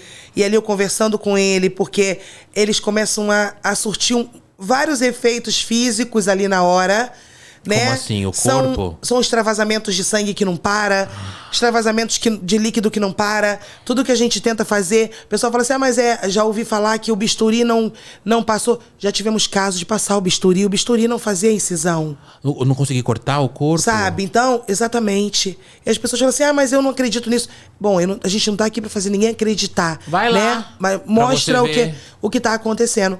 Então tem esse lado humano, né? E tem um lado energético. Porque eu paro pra pensar, né, Josi? Nós somos pessoas. Eu tô aqui, eu tenho tanta experiência. Não é possível que quando eu morra, faça uma coisa assim, na hora. Sumiu tudo, ficou Acabou. só um resto mortal ali. Ficou corpo aqui, que inclusive o cara tá muito bonito. Eu vi no outro podcast que o cara falou, quero que você trate meu corpo. Então se você souber que eu morri por aí, fala, eu quero ver o Daniel, porque eu vou estar assim pra você. Deixa eu ver a barba, deixa eu fazer o check-up. Não, tio, ó. Mas a gente fala brincando pra quebrar um pouco, claro, mas é muito triste essa questão, porque o que eu ouço de psicólogos falando que tratam pessoas que querem tirar a própria vida, falam que a pessoa não quer morrer. A pessoa quer tirar a dor. A dor, sim. Ela sim. quer e aí ela não vê saída e ela vai lá e acaba com a própria vida no momento. Igual você falou, a pessoa tá vendo TV, a pessoa toma um copo d'água e fala, é agora. Sim. E eu acho que a pessoa, ela já vem planejando isso há tanto tempo que ela precisa dar a entender aos demais que ela não vai fazer mais. Porque aí todo mundo relaxa, fala, não, ele tá bem. Verdade, ele tá de verdade. boa. Esse é uma grande questão. Agora eu ia fazer uma outra pergunta, assim, é cada vez mais pesado, mas a gente tá falando de morte. Criança, você também trata corpos de criança? É comum ou não? Ou você é mais adulto? Sim, tratamos. Bebês, né? Criança. Bebê e criança. São Paulo é um local, como eu trabalho aqui, né? São Paulo é um local que vem muitas crianças de fora, né, Daniel, fazer tratamento. Nesses hospitais que tem aqui, que são referências. Ah, tipo Hospital do Câncer, pessoas do coração. Que vêm pra fazer, e aí essas crianças acabam falecendo. E aí algumas, infelizmente, falecem. E a família quer levar pra cidade natal. Então tem que passar pela tanatopraxia. Ah, tá. Senão então não viaja. Aqui pro corpo ir já precisa de um documento dizendo que o corpo passou pela desinfecção, né? Que passou pelo procedimento de tanatopraxia, de conservação, embalsamamento. Então tem que ir. E as pessoas perguntam muito isso pra mim, né? Eu tive uma aluna agora que começou agora no sábado no curso, ela com o olhinho cheio de lágrimas, ela falou, ai, criança. Eu falei, ó, toda perda é uma perda, né? Todo cadáver tem uma família sofrendo. Quando eu tenho uma criança no laboratório, eu não posso me envolver. Por quê? Se eu me envolvo ali, né? Eu vou fazer o quê? Um gatilho. Não trabalha. Eu não vou trabalhar, eu vou chorar, eu vou pensar na minha mãe, na minha irmã, no meu filho. Só que quem tem que sofrer, quem precisa sofrer, porque a dor da morte, a família precisa sofrer. Sim. Porque se a família não tiver tempo pra sofrer, essa dor não vai passar nunca. Em algum momento ela vai ter que sofrer, né? Em algum momento luto, isso vai né? retornar pra ela, né? Que são as fases do luto que ela tem que passar. Uhum. Então, eu não posso, eu tenho que fazer o meu trabalho, eu tenho uma família esperando. 10 minutos de atraso pra mim não é nada. Pra uma família, são 10 horas, é uma eternidade. Pelo amor, então a gente tem crianças, tem... Pessoal, do que mais você tem? Qual idade? A gente hoje, a média de 40, 50 anos, bastante. Cara, eu lembro que eu vi um corte seu também. Você vai em bastante podcast, Josi? Você já foi em um? Eu fui. Porque o que eu vi era que você sempre tava no mesmo lugar. Que era Eu fui 2 vezes no mesmo lugar. Então deve ser isso, porque eu vi vários cortes. E eu me lembro, não sei se eu tô brisando na batatinha, mas eu me lembro que parece que eu vi um corte seu de você falando que tem alguns cadáveres que chegam com papel na boca ou pedem... Isso existe? O que era isso? Eu não lembro, eu confesso que eu vi o vídeo, mas eu sou uma pessoa que quando eu vejo me impressiona demais, eu fecho. Ai, não vou ver isso. Por exemplo, coisa de gente que quebra a mão, que cai, quebra. Eu não vejo. Eu não consigo também não ver. gosto, não. Não gosto. Acidente, não gosto de ver. Agora, quando você começou a contar, e eu não me lembro o que era. Se alguém pediu pra colocar um papel, se alguém pediu pra tirar um papel. Esses corpos que chegam pra você, muitos deles já aconteceu de chegar com trabalhos espirituais no corpo? Que a gente pode ser chamado de necromancia, né? São magias feitas com o corpo. Exatamente. Sim, Quando a gente fala de crimes, eu falo logo de Evita Peron. Que foi... Minha amiga, a Anitta contou um vídeo contou um caso, aquele caso da Anitta. Ela sofreu todos os crimes. Evita Peron, ela sofreu todos os crimes. Todos os crimes relacionados ao cadáver. Necromancia, necrofilia, né? Ela sofreu tudo que você pode imaginar. Meu pai do céu. Ela passou por necrofilia, né? A história dela é triste demais. Viajando, o corpo dela abusado. Foi o quê? Acho que foram 20 anos, né? Pra conseguirem levar ela pro cemitério da Recoleta. A mãe dela faleceu sem saber onde estava o paradeiro desse corpo. Meu pai do céu. E Evita falava antes de falecer, né? Eu quero ser imortalizada. E foi, né, coitada? E foi, né? Mas de uma maneira forma, coitada. Absurda, né? E ela sofria necromancia, né?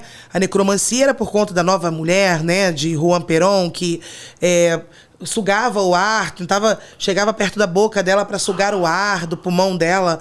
Pulmão esse embalsamado, não tinha mais ar ali dentro.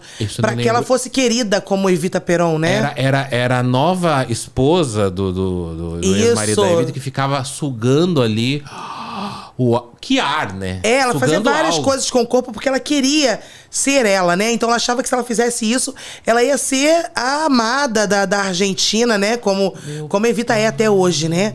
A Evita até hoje, ela movimenta assim... Sim. Uma coisa a sepultura surreal. Dela na Recoleta é uma das mais visitadas, né? É meu sonho ir lá Eu conhecer. também vou. Vamos um dia, Josi. Ai, vamos, conhecer, vamos, tirar vamos. foto, fazer, né? Faz um trabalho lá, pessoal. Faz um trabalho que a gente não é trabalho. Não, trabalho aqui, trabalho. Trabalho de fazer foto e tudo mais, pelo amor, né? Mas chega esses casos pra você de corpos que estão inseridos dentro de um contexto de necromancia, de magia? Já chegou algum caso assim?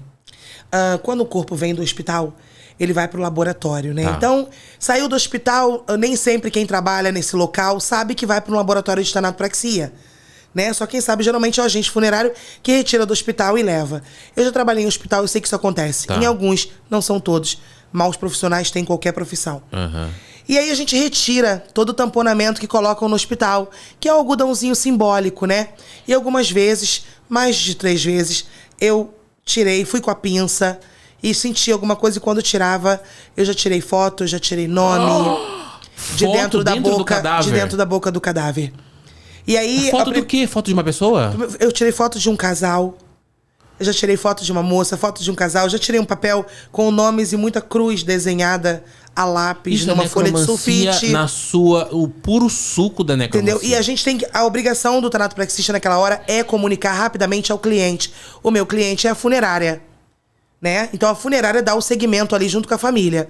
Quer ir atrás? Por onde esse corpo passou? Qual morgue que esse corpo estava? Botou isso aí? Quem foi que fez o preparo, né? Que antigamente chamava de pacote no hospital, né? Que é aquelas amarrações que fazem, amarra a mãozinha, amarra o pezinho. Quem foi o responsável desse procedimento? Da onde veio esse papel? Né? Então colocou ali achando que ninguém iria achar. Foi enfiando ali dentro. Porque isso... Eu já vi algumas coisas de necromancia que são muito absurdas nesse sentido. Por exemplo, eu já li alguns trabalhos antigamente que era exatamente isso. Você coloca uma foto, por exemplo, quer acabar com um casamento. Isso. Bota a foto. Eu quero acabar você e seu marido, ou você e sua esposa. Eu quero acabar. Pega uma foto de vocês, enfio lá dentro, que faz parte do ritual, né? Enfia lá dentro. Esse casal vai se separar, ele vai morrer, ele não vai existir mais. Tem vídeos assim na internet, né? Infelizmente. Mas violação. Você já tirou foto? Sim, já. E tiro e boto na luva, né? Como profissional, eu tiro, boto na luva, né? Lembrando que isso foi em um outro estado. Eu tiro na luva, boto na luva, amarro e entrego na mão da agente funerário. Falo, já comuniquei, está aqui. Tinha isso dentro da boca. Eu tiro, eu não deixo, Daniel. Você falou que tirou uma foto? Uma foto de um casal, uma moça, um papel com nomes e muitas cruzes desenhadas a lápis. Meu pai do céu, isso é, olha, Josi. E é por isso que é legal, é por isso que eu te agradeço mais uma vez esse espaço. Não, a gente precisa falar. Eu que agradeço. Eles não fazem mal pra ninguém. Para as pessoas perderem o medo, eu não tô dizendo da energia, do sobrenatural, que pra mim é natural. Eu digo esse medo, é um defunto, pode jogar onde quiser, pode fazer o que quiser. Não, mas pra mim uma pessoa que vai fazer um trabalho, vai enfiar dentro da boca de um cadáver uma foto, pra mim essa pessoa ela não tem medo nem do cão, o que o diabo tem medo dela. Não, eu não tenho, porque ela vai ali e vai ter... não. Só que não tem pior, a maioria paga. A maioria não faz, tem medo sim. A maioria paga. Faz total você trabalha sentido, ali, né? Jô. Toma aqui, faz lá pra mim, bota lá rapidinho. Bota lá a foto. E vai uma pessoa que se vende por qualquer coisa, vai lá e coloca. Né? A maioria não é tão corajosa como a gente pensa, não. Verdade. Né? A maioria não é tão corajosa como a gente pensa. Esse negócio de necromancia também... Já teve caso de alguém pedir, sei lá, fio de cabelo, essas coisas do morto? Olha, eu sempre falo uma coisa. Nunca me pediram, mas quando me pedirem algo... Primeira coisa que eu falo assim, vamos ali, na cadeia, né? Como a gente fala lá no Rio, ela vai pedir na cadeia, lá na 63, lá na 55. Não tem nada pra dar de um cadáver, nada pra tirar de um cadáver. Nunca pediram pra você? Nunca pediram pra mim. Se pedirem, vai responder por isso. Sabe? Pelo menos, não chegou a ser feito, não chegou a ser consumado, mas pelo amor de Deus, você vai me pedir alguma coisa, eu vou tirar algo do amor da vida de alguém que tem uma história pra dar pra você, pra fazer maldade pra uma outra pessoa. Isso não existe. Eu já trabalhei em muitos laboratórios. Eu já vi muitas coisas. Hoje a gente tem inúmeros cuidados, porque nós somos 3, né? Nós somos em 4, eu, a Odete, o Flávio, a Luana. E a gente toma conta disso, porque a gente tem muita responsabilidade com relação a isso. Só que, infelizmente, nem todo mundo trabalha falou, assim. Né? Em todo lugar tem maus profissionais, né? Tem. Você falou pra eu não esquecer de 2 histórias de você contar. Da cigana e de uma menininha que você sonha com ela até hoje. Eu quero saber que histórias são essas. Da menininha. Vou contar da menininha primeiro, Da menininha né? primeiro, tá. Maravilhosa, meu anjinho. Lembro todos os detalhes dela, né? Foi... Posso-se dizer que meu primeiro corpo de criança. Tá. E aí... Chegou no plantão, na hora que a gente tá no plantão, quase amanhecendo o dia, todo mundo cansado. Chega um agente funerário com um bebê no colo. Né? Eu falei, criança. mas olhei de longe, um bebezinho, ele segurando. Falei, você trouxe fora da urna o bebê? Porque geralmente são removidos na urna. Falei, você trouxe um bebê fora da urna? Ele falou assim, Josi, a dona do bebê tá lá no carro. Aí eu falei, caramba, eu tenho uma criança lá. E aí... Os colegas cansados vai você, eu tô aqui, tô terminando isso aqui, eu não vou parar agora, e tudo. E aí ele entrou com a urna, ela tinha 5 anos de idade. Urna é o caixão. Urna é o caixão. É o caixão, E ele entrou com a urna branquinha, né? Que é uma coisa que já dá aquele... Já choca, a urna branca já choca, né? Entristece muito. E pra falar nisso, gente, muita gente fala, né, naquela coisa da lenda que só noivas e virgens são sepultadas em urna branca. Tem isso? Mas não. A gente faz senhorinhas, a família que escolhe. Eu vou numa urna branca. De virgem não tem nada. Tem pessoas espíritas que gostam. É lindo, né? É lindo. Da urna branca. Mas sabe que eu acho muito bonito o caixão. Eu acho lindo o caixão. Eu acho bonito. Cada um. É bonito. Eu olho a arte, né? É a arte. Aquele desenho ali, tem uns que são talhados à mão, sabe? É verdade, então... Você me deu outro gatilho, sabia? É. Tinha isso, que é caixão branco, era só pra virgens para bebês, crianças, e mulheres né? que iriam ser sepultadas com roupa vestido de noiva. Tinha essa lenda. Mas não, é lenda urbana isso aí. Mas se eu quiser, por exemplo, uma urna branca, eu posso ter. Sim. Sua família vai pro mostruário. Ai, meu Deus, vida longa, hein? Pelo amor de Deus. Sua família vai pro mostruário e ali é mostrado, né, apresentado todos os tipos. Aí tem pessoas que falam, mas vendem urna, cara. Não, a família compra o que ela pode. O que ela pode. Né? Eu tive com uma familiar que ela falou, se eu pudesse, eu comprava uma urna de cristal. Colocava ela dentro de uma urna toda de cristal, que ela gostava de cristal. Branca de Neve, aquela que dá pra ver dentro. Ela gostava de cristal. Então a família faz de acordo com a vontade deles, né? E aí ele veio com essa urna e... Caixãozinho branco. O caixãozinho branco. E quando eu tirei, né, a tampa, ela tava toda cobertinha com lençol. E aí a primeira coisa que eu fiz na dobra do lençol, né? Quando eu tirei a primeira dobra, eu vi as unhas dela, tudo colorida.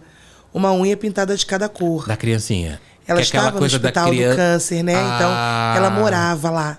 Entendi. Dizem que ela, desde quando nasceu, a mãe acompanhava ela dentro do hospital. Tá. E quando o agente funerário vem contando as coisas pra gente, é aquela hora que o coração dá aquela né? Eu imagino. Apertadinha ali. Ele falou, Josi, a mãe tá desesperada, morava com ela e tal. Aí eu tenho mania de costume de tirar a criança no colo, né? Claro que a gente tá com mangote, avental. Eu não gosto de virar a urna na mesa.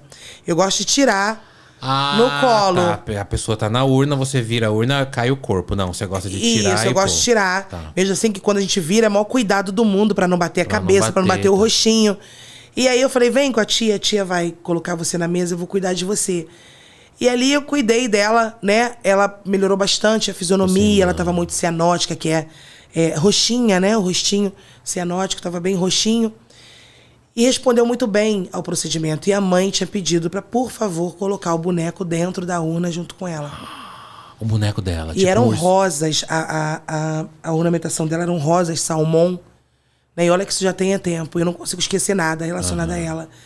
E na mesma noite, quando eu liberei aquele corpo, eu fui pra casa, no mesmo dia, né, na mesma manhã, eu fui dormir, que a gente chegava, claro, chega cansado.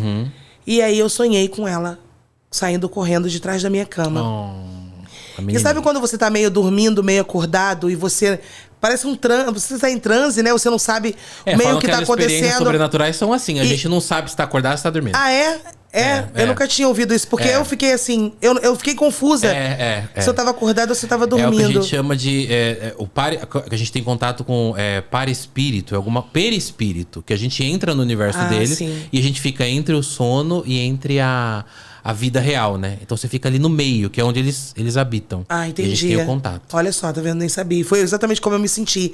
E aí ela saiu de trás da minha cama, correndo em direção da minha sala e rindo. E isso me perturbou bastante, né? Eu fiquei, nossa... Te deu um medo? Me deu. Porque eu falei assim, ai meu Deus, o que aconteceu? Eu não tenho costume de estar, né, vendo isso. E aí quando eu comecei a falar sobre isso, as pessoas começaram, Josi, é uma forma de agradecimento, né? Ah, é um anjinho e tudo. E várias vezes, durante algumas fases difíceis da minha vida, eu sonhei com ela. Com ela. Eu sei o nome dela, tudo dela, o cabelinho dela curtinho, já crescendo o cabelo. As unhas, tudo. E eu já sonhei com ela algumas vezes. E sempre que isso acontece, eu sei que vai ficar tudo bem. Então, pra mim, eu tenho ela como um anjo. Um anjinho. Né? A última vez que eu pensei nela agora foi agora que eu passei uma perda, né? Minha família passou uma coisa horrível, né? A gente perdi uma tia e o marido dela estava dormindo do lado dela. Já tinha ela estimado mais de 6 dias morta. Mas peraí, como assim? Ele não viu? Ele viu. Sabia. Mas continuou dormindo com ela? Trancou ela. Ele já tinha proibido a entrada da família na casa, né? E até então, ela, tudo bem, ela disse que estava tudo bem, a gente falava. E aí, ele foi proibindo, afastando. E quando eu recebo uma notícia na semana retrasada que uma pessoa que morava no prédio sentiu um cheiro, um odor muito desagradável. Quando a polícia invadiu o prédio, que foi até o apartamento, ele abre a porta e pergunta à polícia o que a polícia queria lá. E a polícia disse que queria falar com a minha tia, eu quero falar com a sua esposa. Ele falou, ela tá dormindo. Aí quando chegou, ela tava morta no chão. Há 6 dias. E ele dormindo com ela no quarto. E a cama dele arrumada do lado e ele com ar-condicionado ligado. Sua família, Josi? Não, foi terrível, assim. Foi sentimentos, pelo amor. Obrigada, gente. Foi um horror. Eu falei, nossa, eu nunca imaginei que eu ia passar uma coisa dessa na minha vida. Mas ele... Sabe? Eu não sei. Rasgando dinheiro ele não tá, né? Vai haver um inquérito, vai haver toda uma investigação. Tem que haver, né? E ele foi lá e de caso pensado lá, colocou no ar-condicionado, né? Você sabe que conserva geladeira, câmara fria. E terrível, assim. Terrível. Será que não soube lidar, alguma coisa assim? Vai ficar não fala nada. Você pergunta, não responde nada. Pergunta, não responde nada. Né? Se trancou, se fechou ali. E ela é uma pessoa muito vaidosa. E a gente vê daquela forma. Aí sim, eu cheguei a dizer, parece que eu tô vivendo dentro de um filme de terror. Quando eu vi a foto dela, eu falei, meu Deus, o que é isso? Então, a gente também passa por isso. Por isso a empatia é muito importante. Né? E com relação a essa criança, pra mim ela virou meu anjinho. O dia que eu vi ela correndo dentro da minha casa foi uma coisa que me aterrorizou. Imagina. E depois eu falei, não, realmente é uma forma de agradecimento ou virou uma energia boa na minha vida. Como lá o Pai de Santo disse na Casa de Artigos Religiosos, que tinha um monte de gente junto comigo. né? Como começou o podcast com alguma coisa caindo. O que foi que caiu? Que eu nem olhei. Também não vi. Eu preciso ver depois do que caiu aí. Eu também não vi. Eu vi que caiu algo.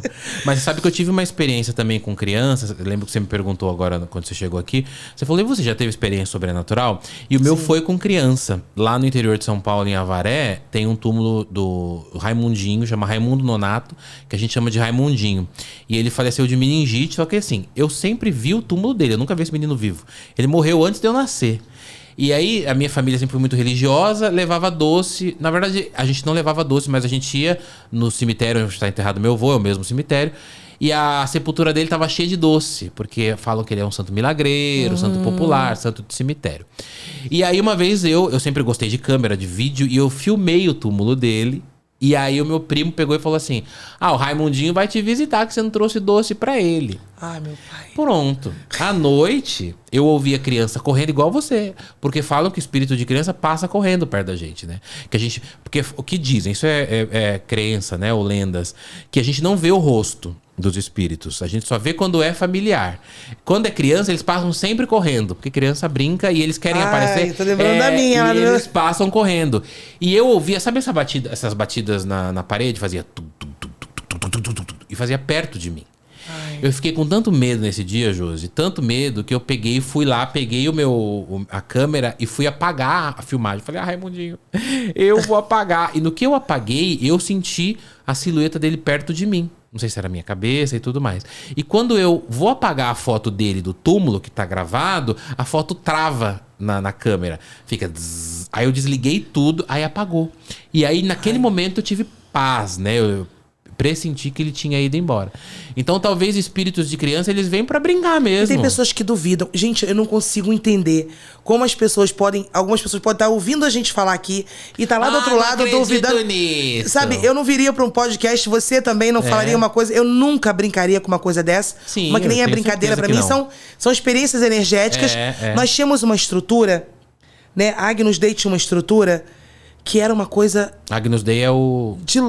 Agnus Dei é o laboratório, né? É porque tem Agnus Dei, tem uma religião, eu acho. Sim, Agnus Dei Cordeiro de Deus, né? É, alguma coisa assim. É o instituto. Nós tínhamos no início da empresa uma estrutura que acho que a gente não era maduro o suficiente, né? Espiritualmente. E dizem que morava uma senhora lá, né? Lá onde é hoje. Diz que ela morava lá. Tá. Ela vivia lá, aquele espírito mora lá. Ah, um espírito, não era uma senhora que morou no lugar. E durante um tempo, a gente passava umas coisas que, assim, era surreal. A gente até evitava comentar, às vezes, perto de alguém, porque eu falei, gente, se a gente falar isso, parece que a gente tá delirando. Sabe, é questão de técnicos descerem rápido, porque tinha gente chorando na sala, na recepção, e chegar lá embaixo, ninguém. E eles não... Tinha Odete, tinha Josi, tinha família aqui dentro. Tem gente chorando. Tem gente chorando aqui dentro. E a gente, sabe...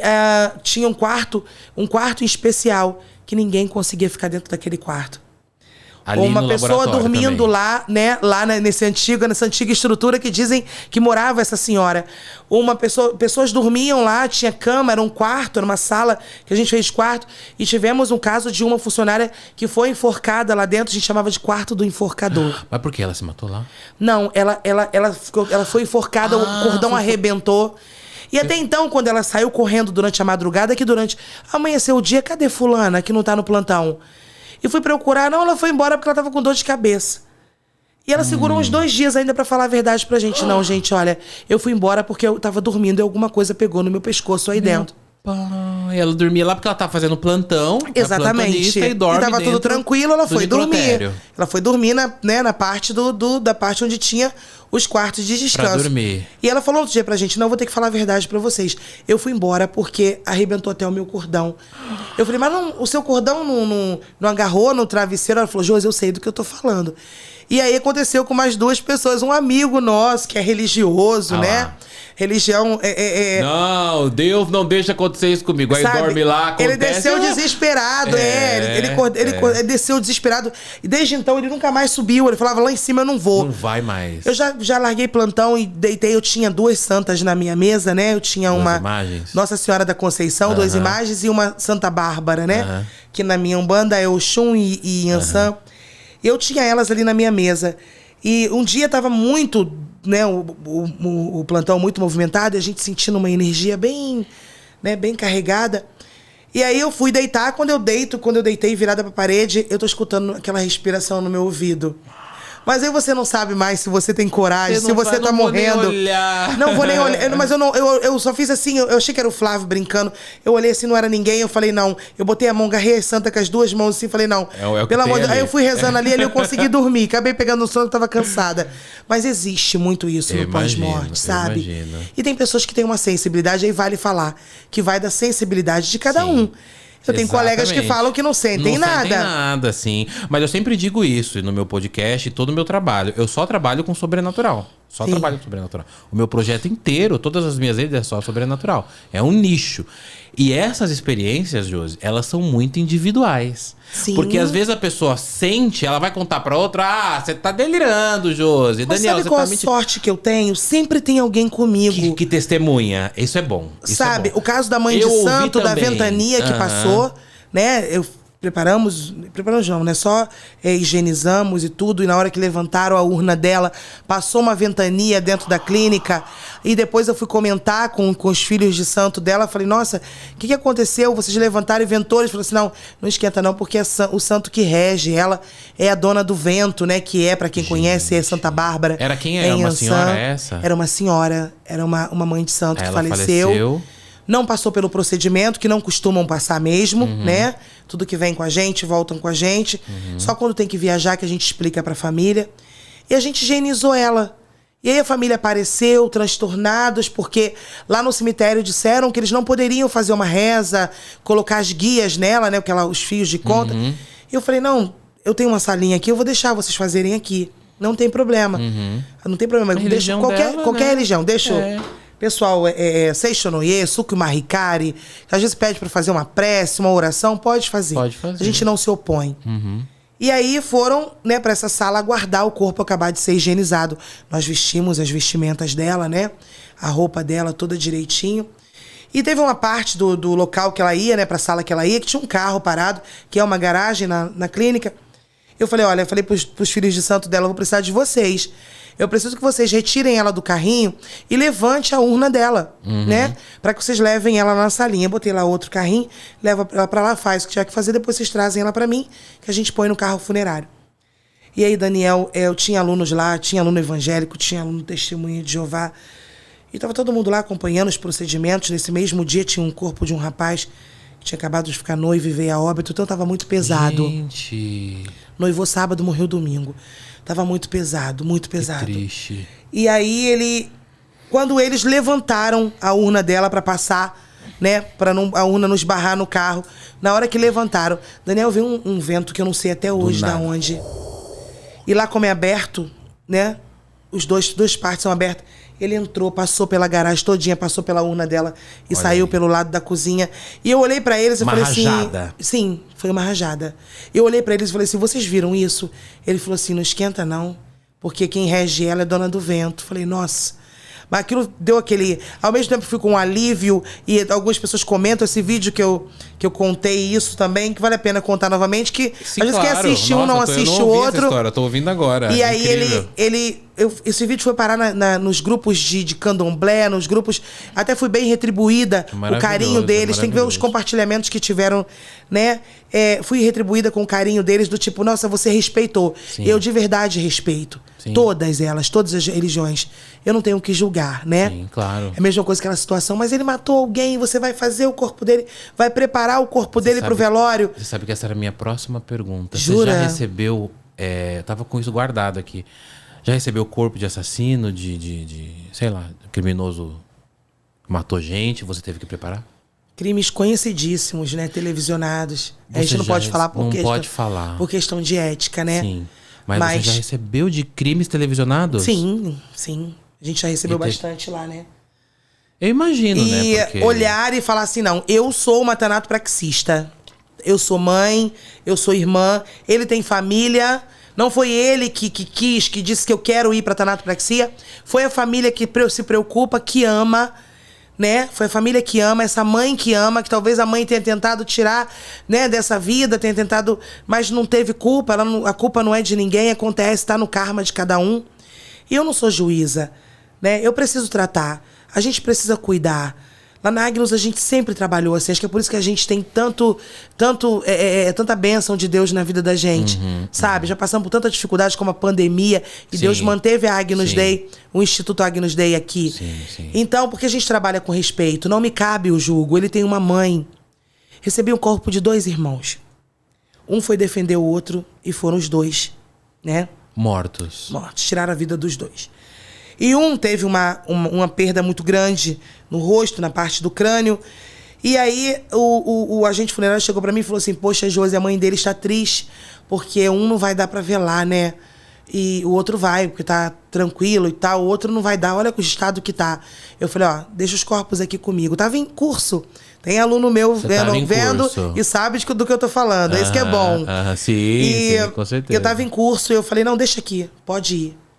E aí eu falei pra ele, eu vou cuidar de você, tá? Eu vou te botar na mesa e você vai... Eu sempre falo assim com eles, você vai me responder. Pro que tava com uma perda muito grande.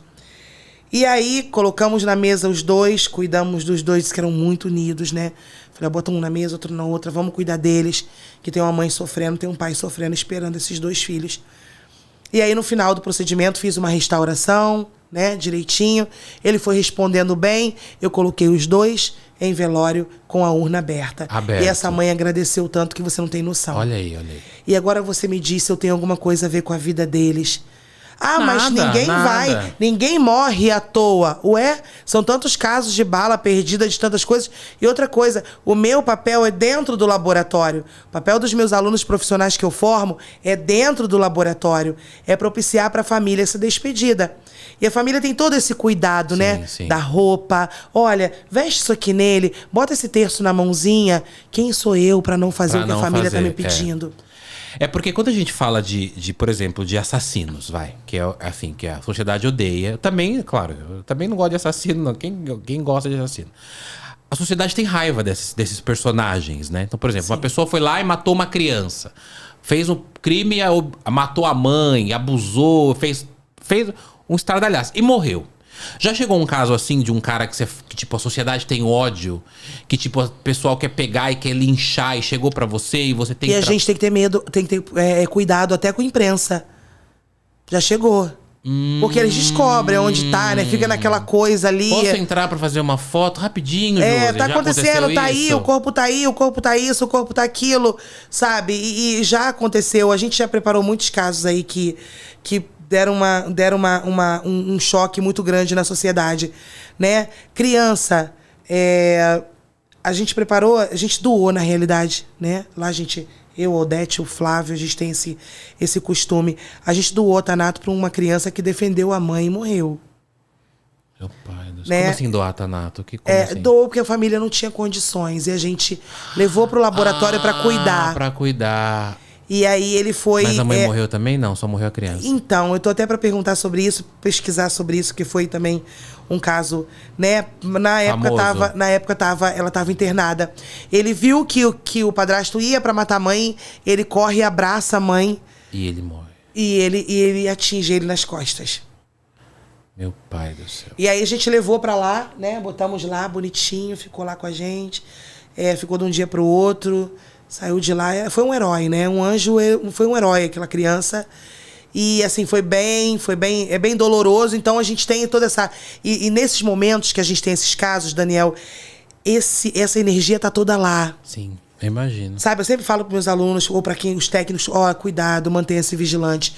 Quando eu falo para eles espírito de oração, eles já sabem que eu tô sentindo alguma coisa muito forte. Entendi. A bomba para, a luz acaba... A bomba trava, exatamente. Sinais físicos, né, que a gente fala. A gente veio agora com o menino que trouxe a gente, trabalha com a gente lá, o Mário. Ele falou, Josi, pra mim o caso pior da minha vida lá dentro foi a porta abrindo e fechando e eu querendo morrer. Ele tem medo, né? Hoje menos um pouco. E ele falou agora pra gente, eu querendo morrer, e a porta abria do laboratório e fechava. Abria e fechava. Sensor de presença, de câmera, quantas vezes o nosso sensor dispara? de presença. Assessor de presença. Assessor de presença, quantas vezes? E abre daqui, abre dali, não tem nada. Aí tudo bem. Os céticos falam, não, mas é isso que acontece. O vento, corrente de ar. E num Só laboratório lá fechado. Só estando lá. Exatamente. Então, essa questão do se ele fez algum mal para os outros. Ó, a família mandou um terço. Mas vai botar o terço na mão de uma pessoa que fez isso, aquilo outro. Não vamos julgar. Mesmo porque, se aquela energia estiver ali, ela vai vir contra você. Ela vai vir contra. Mas o que eu queria saber, assim, você falou desse caso da criança, mas a criança ainda foi um herói, foi a vítima. Mas você já atendeu, já chegou um corpo de um assassino, assim, tipo, que você falou, caramba, esse cara matou, puta, não dá nem vontade, mas vamos lá. Já. De criança. O cara matou criança. Exatamente. E não dá uma raivinha? A criança também foi. E quando a gente foi tirar da urna, assim, ele tava completamente quebrado. Né? Pai. E bateu até, né? E aí a gente vê aquilo ali, sabe? Você então, teve com a criança e com a pessoa que matou a criança. Eu imagino que tiraram um a mix vida de sentimento. Nesse momento você tem que falar, opa, peraí.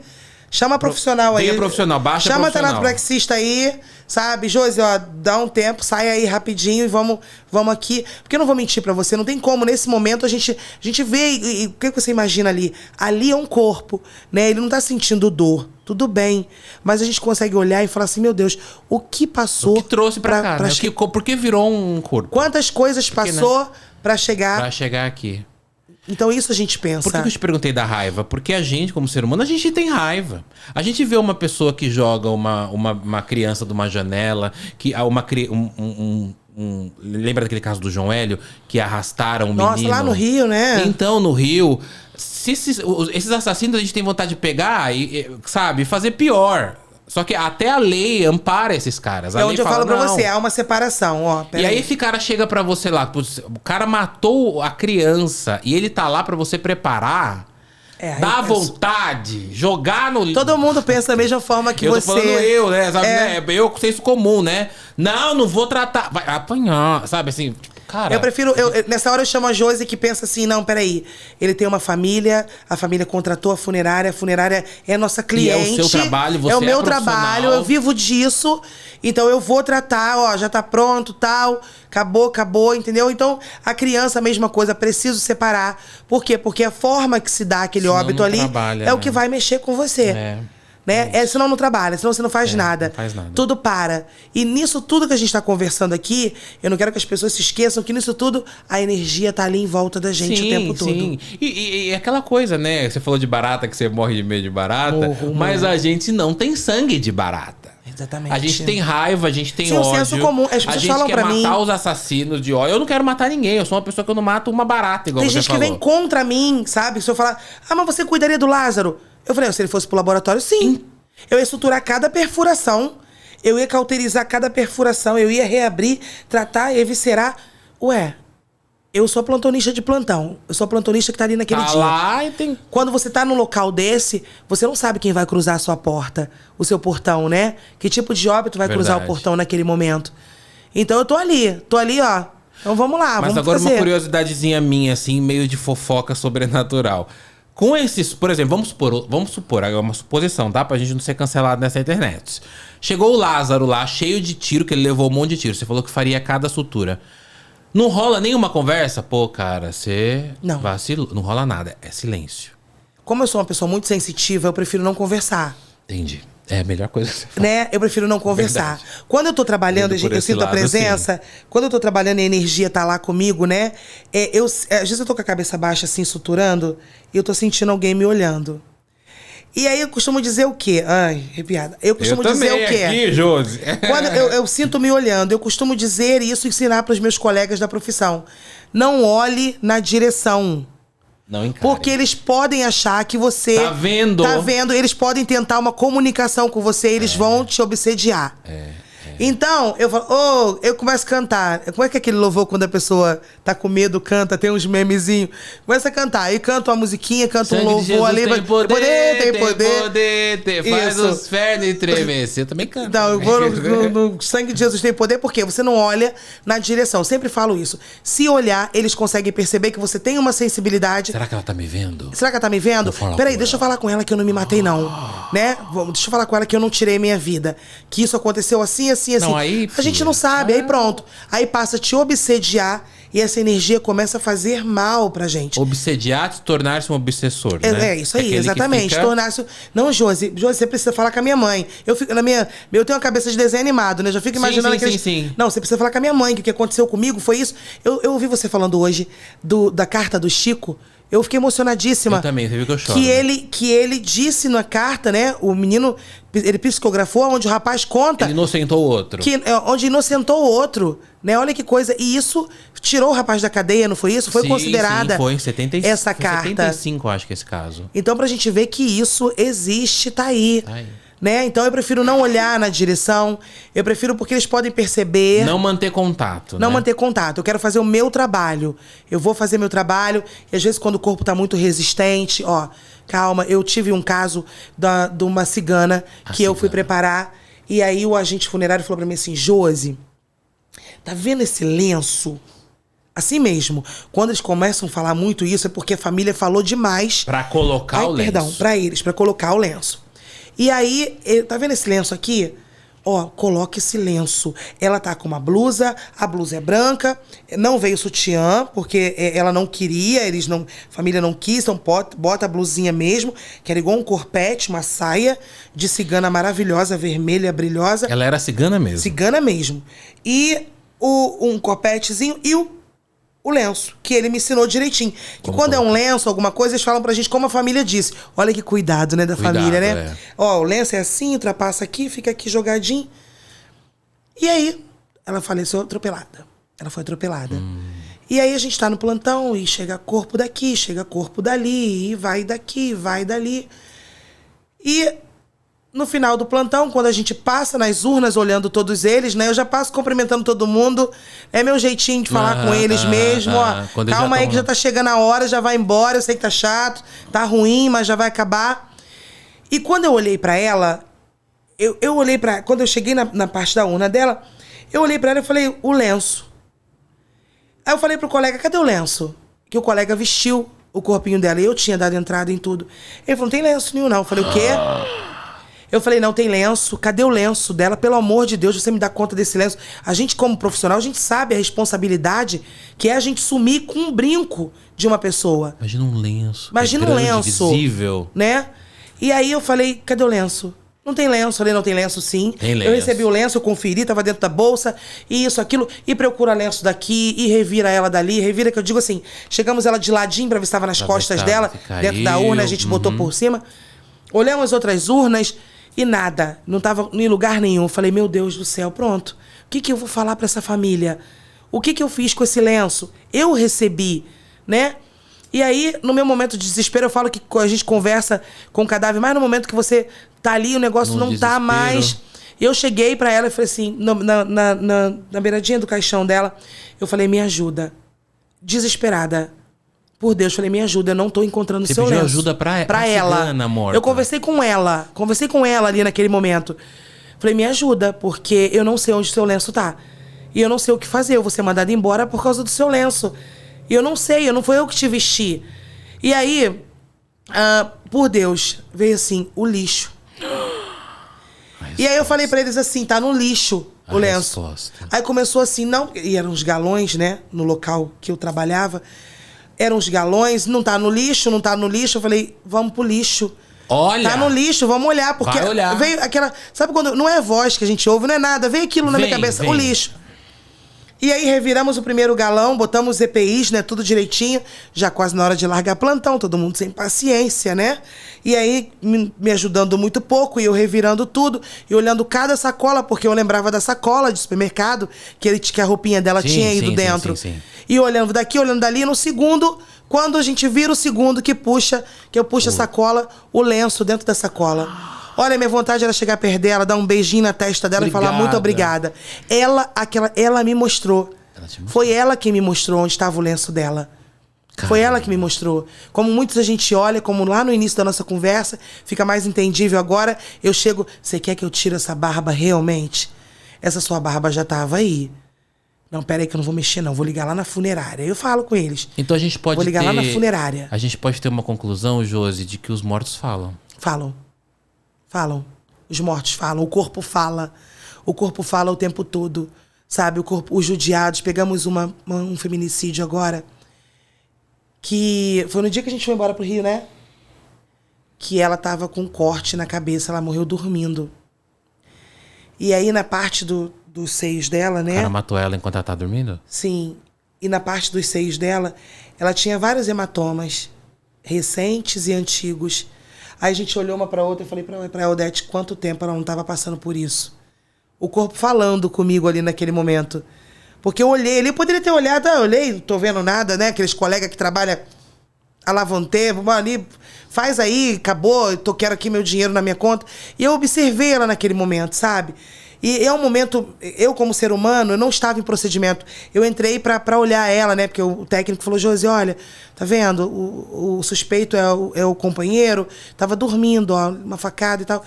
E aí, quando eu olhei pro corpo dela, pra parte do seio ali, do tórax dela, ela tinha muitos hematomas, recentes e antigos. Então, aquele corpo disse pra mim assim, eu já tava sendo judiada há muito tempo. Já te passou a mensagem. E aí, eu vim embora a gente saiu meio mexida ainda. Falei, nossa, 2 vezes durante a viagem eu falei pra Odete, nossa, tô pensando naquela menina, aquela menina tava sofrendo já. Então, o corpo fala, né? E aí, quando a gente tem essa sensibilidade... Mesmo um corpo e você pergunta pra ele te responde. Ele te responde intuição. Por isso que eu sempre falo, quem trabalha com isso, quem lida com essa parte energética nos hospitais, como tem casos nos hospitais dessa coisa sobrenatural. Falam que lugares muito assombrados, por exemplo, a gente tem muito assim, cemitério é assombrado.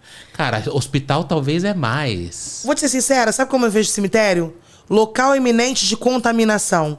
E local que precisa de segurança porque tem cadáveres sendo abusados e tem gente que não tá fazendo nada, né? Pelo menos um sistema de câmeras, né? O vigia não quer andar lá. Poxa, o que tem no cemitério? Um vigia vai ter medo do cemitério? Vambora lá, bota uma farda e vai pra dentro eu como vigia porque andar no cemitério à noite sozinho, eu não iria. Mas pode ter um circuito de câmeras, né, Daniel? Não, pode ter uma iluminação. Tem que ter. Né? E a gente não vê isso. Ainda mais com esses casos de necrofilia, né? E como a gente citou o caso famoso que viralizou, né, que eu não gostei do que ele fez, se foi a intenção dele, se não foi, a forma que ele falou sobre isso. O pessoal que tava me perguntando sobre a minha posição, já vai a posição pra vocês. Daniel fazendo corte, eu já posto. Eu não gostei do que ele fez, não é legal, não foi legal. Os mortos são o amor da vida de alguém. A necrofilia é um crime, né? A necrofilia está enquadrado no artigo 212 do Código Penal, fora outros crimes contra a própria família, né? Então, não ficou legal. Não foi legal, é triste demais saber que os nossos entes queridos podem passar por isso. Hoje é do outro, amanhã pode ser o meu. Sim. Né? A gente já acha que nunca vai acontecer com a gente, mas pode acontecer, independente de partido político, de qualquer outra coisa. Pode ser nas instituições que esses corpos estão, como pode ser no próprio cemitério, onde isso parece que está virando uma brincadeira. Tem cemitérios acontecendo isso aí com muita frequência, com muita frequência. Josi, por mim eu ficaria aqui, ó, até meia-noite conversando com você. Eu amei, mas eu preciso fazer uma pergunta prática. É claro que você vai defender sua profissão e é ótimo que isso aconteça. Mas o salário é legal de um tanatopraxista? Paga bem? Paga-se bem? É meio ruim perguntar isso. Não é quanto você ganha, não tô perguntando quanto você ganha, não. Mas eu tô perguntando assim, a pessoa que quer seguir. Porque eu tenho muitos seguidores que falam pra mim, eu tenho muita vontade, mas eu não sei se vale a pena por dinheiro. Eu falo, cara... Se fosse, por exemplo, influenciador, será que vale a pena ganhar dinheiro? Não sei se a gente ganha bem. Mas você tem que ver o que você gosta. Primeiro, que tem que amar a profissão, né? Exatamente. Te respondo sem problema nenhum. O pessoal costuma falar assim, você não gosta muito de falar sobre isso. Que às vezes em live fazem a mesma pergunta porque 1 milhão de vezes. É um trabalho, tem que ganhar Poderia dinheiro. Ser melhor, mais bem remunerado? Melhor remunerado? Poderia ser melhor remunerado. Desculpa, até falei errado. Poderia ser melhor remunerado. Não, imagina. Só que... Existe uma coisa que a gente fala, né? O pessoal brinca assim, amor não enche barriga. Sim. Mas eu digo que o amor te mantém em pé. Mas é o que eu falo. O amor pelo que se faz você acordar e falar assim, caramba. Eu amo meu trabalho, Hoje imagina. A Josi vai lá no podcast, caramba, eu vou no Daniel falar de Thanato. Pois é, tem que amar o trabalho. O primeiro passo, pra mim é esse. Exatamente. É o amor ao que se faz. Então, pra quem quer ser tanatopraxista, eu costumo dizer o seguinte, conheça ela, passe por ela e olhe pra ela, pisque o olho, paquera o pós-morte. Dá uma olhadinha, pisca, paquera o pós-morte. Depois goste, se apaixone e passe a amar. Porque se não houver esse tipo de envolvimento, essa comparação que eu tô fazendo é pra dizer o quê? A gente precisa amar o pós-morte, senão não fica. E precisa ser um escolhido. A gente não escolhe, a gente é escolhido. Eu tô com alunos lá, manicure, né? O outro trabalhava como fiscal de loja. A outra... Mas em um momento me encontraram na internet e falaram, não, é isso que eu quero. Eu tava faltando isso na minha vida. Faltava um clique sabe? Ali. Então, assim, o salário... tem o salário do iniciante, vai começar a trabalhar como auxiliar. É em torno de R$2.000. Tá. Depois vai a técnico, né? Alguns ganham por comissão. Outros dependem também do plantão. Tem plantão que é 12 por 36, 24 por 48, 24 por 72. Então varia aí. Geralmente a partir de R$2.000 para quem tá iniciando. E um tanatopraxista, ele pode ser tanto tanatopraxista quanto agente funerário. Pode desempenhar a dupla função e ganhar aí pelos 2 cargos. É uma profissão que vem crescendo bastante. Mas tem que ser um escolhido. Tem que ter pelo menos essa questão de paquerar, gostar, noivar, para depois casar, né? Para depois realmente sentir porque senão ali... se torna aquele profissional que você falou no começo, que é aquele cara que não tem amor nenhum, que faz por fazer. Não, e Deus aí me depois livre, a Daniel. cabeça vai ficando, porque o cara vai vendo que não é pra qualquer um. Exatamente. A cabeça vai pirando, né? Porque tá ali, tá fazendo bobagem, tá tratando de qualquer jeito. Teve o caso, só pra encerrar, do agente funerário que foi retirar um corpo no morgue do hospital. Morgue, gente, aquilo que vocês conhecem como pedra, né? Necrotério. Na pedra, tá. Foi tirar ali no morgue do hospital. E aí ele puxa com tudo e o senhorzinho bateu a cabeça. Isso foi no Paraná. E a filha conhecia o artigo 212 e falou pra ele assim, poxa, faz isso não, né? Meu pai... Aí ele me vai com a mão e fala, tá vendo aqui? Ele tá morto. Na frente dela? Pra ela. Ele não tá sentindo nada, não, ó. Ele tá morto. Ele saiu algemado. É de 1 a 3 anos de prisão, né? Pena que ainda paga-se fiança e responde-se em liberdade. Mas saiu no momento, ela autuou ele ali no momento, porque a gente pode fazer isso como civis normais. Ela autuou ele ali naquele momento, chamou a polícia pra ele e ele foi preso. Saiu algemado. Agora, essa pessoa ama o que faz? Não ama. Não ama. E um desrespeito a tudo, né? Eu tenho fama, eu já levei fama de ser a chata. Eu cuido do amor da vida de alguém. Que garota chata. Não, mas eu cuido do amor da vida de alguém. Se acham chatice ou não, problema de cada um. Minha profissão é energética. Os corpos trazem energia. Claro que os corpos falam, os mortos respondem. Só que cada um tem uma sensibilidade. Então, o colega que não tem sensibilidade nenhuma, porque a espiritualidade dele está em baixa, porque é uma pessoa que está no escuro, ele não tem sensibilidade. Sensibilidade é um dom. Exatamente. É um dom, né? Exatamente. Então ele vai dizer ali que ele não tá sentindo nada, que não existe nada, mas... Não, e talvez se o cara não sentir nada, beleza, mas faça um bom trabalho com respeito, né? Mesmo não porque sinto esquece nada. a energia, lembra da família. Lembra da família, faz lembra o que aquela trabalho. pessoa ali tem uma história. Não tem como, gente, sabe? tem que Foi ter. uma pessoa que tem a oração do cadáver desconhecido, né? Uma pessoa que amou, que ele fala do cadáver desconhecido pra gente, aqueles que vão pro anatômico da faculdade. Que lindo é aquela oração. Oração do cadáver desconhecido. Onde ele diz que aquela pessoa teve um amor. Aquela pessoa, até me arrepia. Alguém deu à luz àquela pessoa amou outras pessoas. E hoje ela tá ali no anatômico servindo para estudo. Porque muitas pessoas estão doando o corpo para estudo. Pensei em doar meu corpo para estudo. E o professor do Rokitansky, né? Ele fala, olha, tenha respeito. Ele é um ser que foi amado. Ele é um ser que teve uma vida, só que ele foi um doador, ele doou aquele corpo, né? Antigamente eram os indigentes, pessoas que faleciam longe de casa, ninguém identificava. Tinha identificação. Mas tinha uma história de vida, e a gente tem que pensar dessa forma. Todos eles têm uma história, merecem respeito, sim. E a gente fazendo isso, a espiritualidade só vai se aproximando, as energias só vão se aproximando de mim. Eu fico, gente, peraí, hein, calma aí. Não se aproxima muito não, porque cada vez que alguém fala que viu alguém perto de mim, aqui mesmo, devia estar... Aqui chegou tão perto que esbarrou e derrubou o negócio ali. Derrubou. Eles ficou assim. E fez esse episódio do LendaCast incrível demais. Josiane, muito obrigado pela sua presença aqui no LendaCast. Eu falo pra caramba, né? Desculpa. Mas é maravilhoso. Eu que agradeço. Aqui, por mim, eu ficaria aqui até...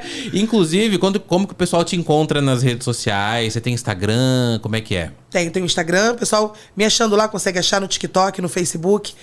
O Instagram é Thanato, @Thanato, _Josiane, _instrutora. Esse é meu Insta lá. Seu Instagram. Aí, pessoal, a gente vai postar os stories. Você tem canal no YouTube, alguma coisa assim? Não. Tenho. Josiane Thanato Praxia no YouTube. Praxia. Boa. Só uma coisinha que eu esqueci de perguntar. Então, para ser Thanato Praxista é um curso. Quanto tempo demora?